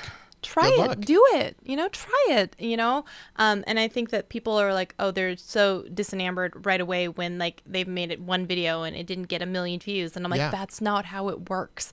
It's like, it's the exception, not the rule, that this is what like happens, like, the van girl or whatever else it is. And I remember I posted some stuff on my Instagram story being like, look at where I started from. Like, it was like, this is baby Shelly talking like my beauty stuff. I thought I had my stuff on lock, and I was like, the audio is bad. I couldn't make eye contact at all with the camera to save my life. It was some of the worst, and it was like the worst colored. It was like the most blue lighting you've ever seen. I was trying to be a beauty guru so bad with like the sparkly background and like the stuff. And I was like, the only nice thing is here, my hair looks pretty good. I will say my hair looks really nice here, but like you have to get better, but you have to start to get better. You have to post something to improve. And that's where it's like a lot of people are like, oh, my first video didn't go viral, so I'm going to stop. And I'm like, oh, no, Susie, we're 5 years into this and we're still learning. We're always still learning. Yeah, I've been telling everybody, and I didn't start out this way, but I've been telling everybody in my live streams, it's just like, go over to TikTok. Go over to TikTok, create a TikTok account, because if you can't hold someone's attention for 60 seconds, you're not going to hold them for 6 minutes. Yes. Go over to TikTok, because there's like YouTube, right? You've got to make the thumbnail. Hey, Chantel, you have to make the thumbnail. You've got to make the video. You got to edit the video. You got to worry about watch time. You got to engage. There's all of these things that just trip you up with YouTube and all these things you got to learn. On TikTok, like, people are literally just like picking up their phone and they're just talking about what happened to them, or they're filming something that they did, or they're just giving their opinion. You know, oh, Texas just passed this law. Here's what I think about it, and here's why it's wrong. Boom, 500,000 views. Yep. There's no editing. There's no thumbnail. There's just you turning on the camera, speaking your truth, giving your opinion, giving you whatever it is that you're going to say, and then that's you. And just do that repeatedly until something starts to click, and then lean into that. Come back to YouTube. YouTube's going to be here. But I strongly advise, if you're starting at zero, go to TikTok. Go to Dubsmash. Go to TikTok, because if you don't know how to someone's like attention in the first 15 seconds or 16 seconds or whatever you have, you're never going to hold them for 5 minutes. And that's the thing is, I even actually have a talk that's coming up at the boot camp next week for eCam, which is 6 lessons that anyone can learn from short form video. And that's one of them. It's like, you have to get to the point, you have to cut out the fluff, and you have to keep their attention. And it's just like, you don't have the luxury like you used to have back in the day. You have to actually deliver on what you promise, and you can't just always start off as this vlog type lifestyle thing when no one gives a shit about you because they don't know who you are yet. So it's like, why don't you go to TikTok and figure out how to get that hook in the first 5 seconds, and figure out how to keep someone's attention, move it along, do series, sequential things, being able to tell a story in that short amount of time. If you can't do it in 60 seconds, you can't do it in 5 minutes. And that's why I was just like, absolutely, as much as people want to like poop all over TikTok, and I was like, TikTok is now the most downloaded, the most watched. It's surpassed YouTube in watch minutes. So I'm like, it is amazing. People on there are very talented, but for the longevity, YouTube is still always going to be so much longer, because like I have friends who actually have over 1.2 million on TikTok, just crossed over 100,000 on YouTube. It's a completely different, like, 1 million subscribers doesn't really mean anything on TikTok, because they're not going to necessarily buy things. They're not necessarily going to, like, follow you, get on an email list. And I'm like, if you really want the business side, sometimes you're going to probably have to be on YouTube. And how do you then take that audience and either convert them over or use those principles that you learned from TikTok and get them onto YouTube? And I'm like, it's a completely different beast, but a lot of the principles remain the same. I keep this on my phone, and I show this almost every live stream, because people hate TikTok. There's so many people who crap all over TikTok. And I'm like, fine. And I always hold this up to my live stream.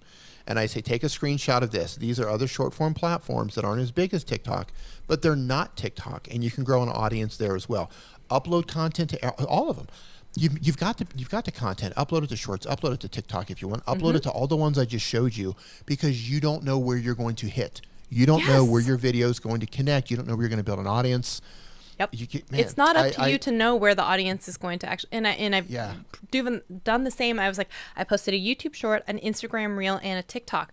I had one with like hundreds of thousands of views on TikTok, 100 views on Instagram reels, like 800 views on YouTube. And I'm like, it's all over the board on all sorts of different examples. And it's just like, you have to think about this, especially, you know how much I love vertical video, but I'm like, if you're going to take vertical video and like repurpose it every freaking where, you don't know where it's going to hit. So now I take a lot of those TikToks and I put them on Pinterest, because they have these idea pins, and I have like, I went from 0 followers to 350 followers on Pinterest, and I still average over 100,000 monthly views on Pinterest, and I don't even try over there.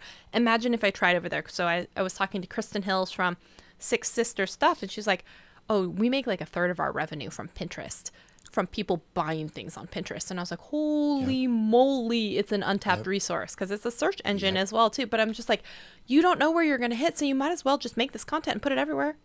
But that's just me. Yeah.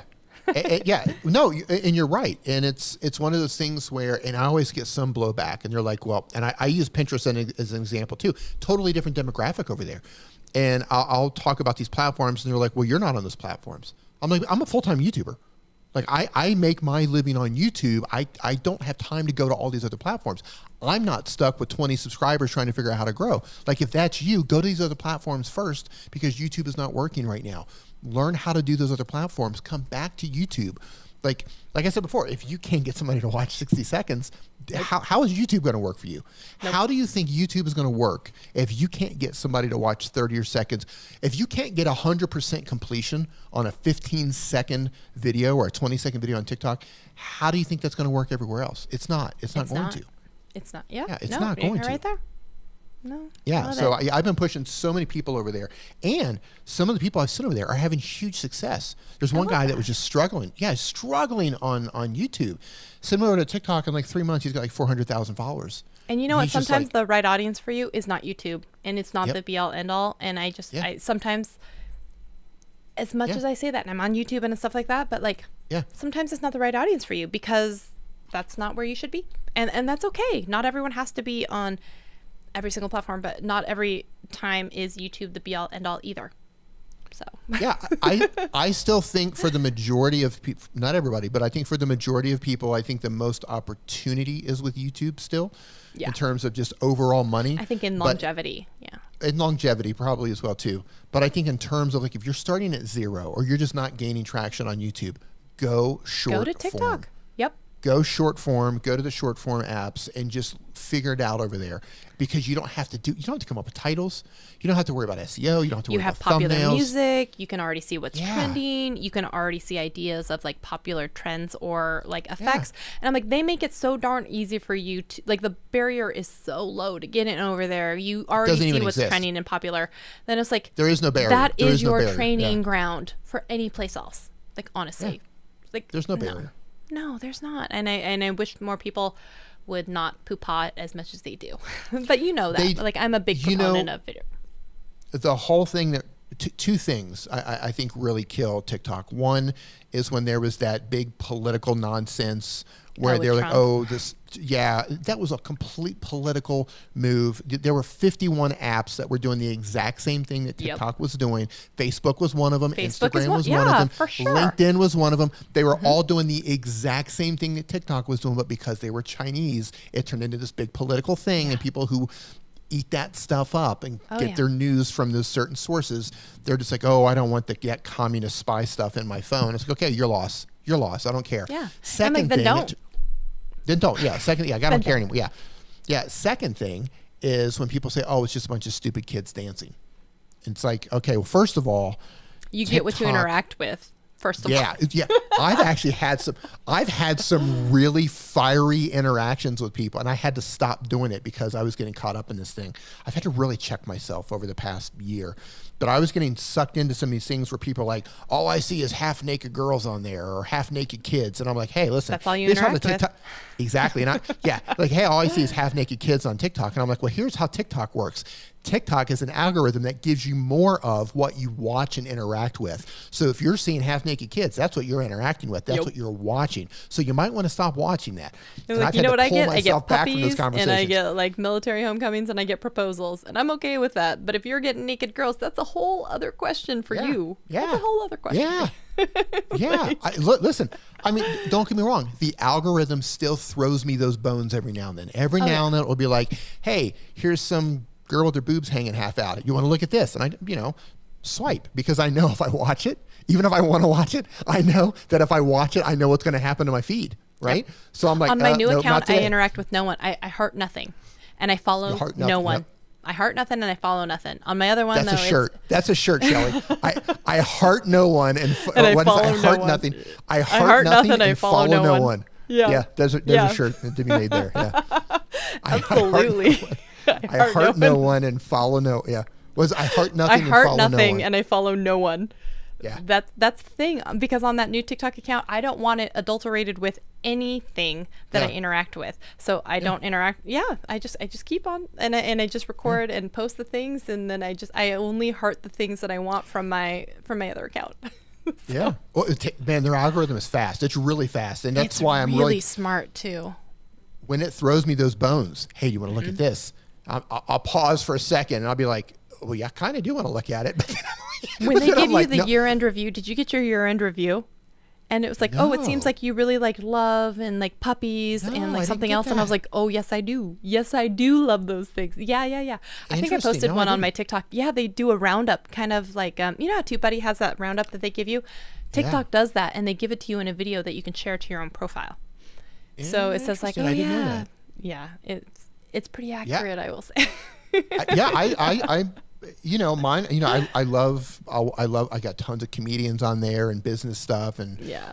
how to optimize your Shopify store. And what's really been yeah. interesting is I've because of what's been going on in the world, I ended up following a bunch of actual, epidemiologists and doctors and people who are, holy cow, like that's a double-edged sword, because one, I keep updated with like up-to-date stuff from like real professionals in the industry, but two, TikTok is like, oh, you like that stuff, do you? Here's a bunch of conspiracy stuff.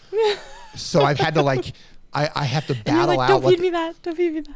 Yeah. So, but yeah, I love it's TikTok is what you make it.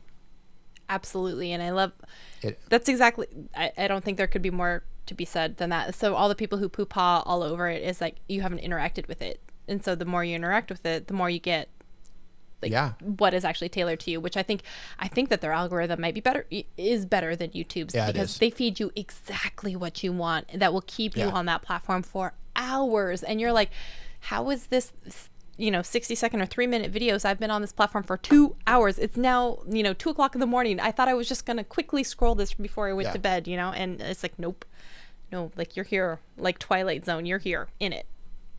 Yeah, and it's really fast too. If it notices, like Chantel makes a good point. She's into yarn and cooking and Star Trek and Star Wars. So if I don't, for whatever reason, if I don't engage in a couple of Star Wars bones that it throws at me, it stops showing me Star Wars like really fast, and it will just like show me these other things. And it's easy to get caught up in the rabbit hole there. And like you said, you can waste hours and hours of time on TikTok.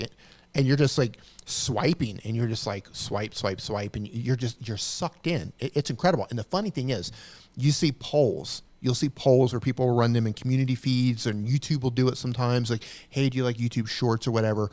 And people will be like, oh no, I can't wait. It's a fad. This is all just a fad. I'm like, no, ignore this stuff at your peril, because this stuff is not going away. It's only growing. And if you are running a business online, if you're trying to build an online presence or have any sort of authority, and you're ignoring short form content, do so at your own peril. You will get left behind. Thank you so much. And I know we talked about this before, but I was like, I've talked about this in different talks and stuff. And I was like, the conversion rates are higher for like vertical ads, like whether it's Snapchat, Facebook, wherever it is shown, it is converting higher. And I'm like, why would you want to spend more money to convert less on like horizontal like ads? I'm like, wouldn't you rather spend the same amount of money and get more reach and more actual engagement? I'm like, because that's what vertical video does. And not only that, but like you think about all the other places that you can put it, and I'm like, you can put it everywhere, and you don't have to like sit there and like repurpose. Like it makes so much sense. And I just, how much I love it. But anyways, I digress. That's just a whole other thing. But anyways, it is. Yeah, ignore it at your peril. Exactly. Ignore it at your peril. I desperately have to go eat dinner because I don't have a green smoothie delivered to me from someone who loves me. And that's a whole other story. But I'm going to do that. But I cannot tell you how awesome it was to catch up with you. And I really, really hope, I know, that things go really well so that I can see you at Vid Summit. But if not, you know that you're going to actually have to invite me into your live, because I think it's been proven by people in the chat that it has not been a thing. You and I were on Pixel Pia's live stream. You have been on my live stream. I have not been on yours. We've been on TubeBuddy.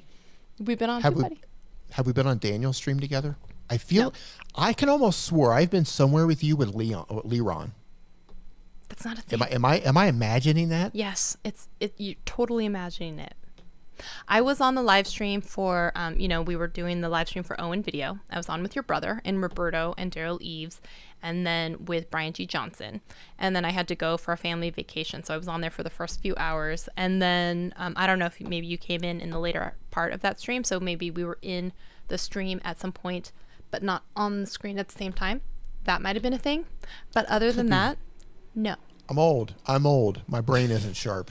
That's my excuse. Well, no, it's weird. Like you hang out. No, it is. It's weird. Like you hang out in live streams. You see the faces. You see the videos. You see you playing sad songs in Twitch. And in my brain, yeah, I've streamed with her. But I guess not. Well, I guess not. I have been in your comment section, but I have not been on your stream. I've been in your stream, but not on your stream.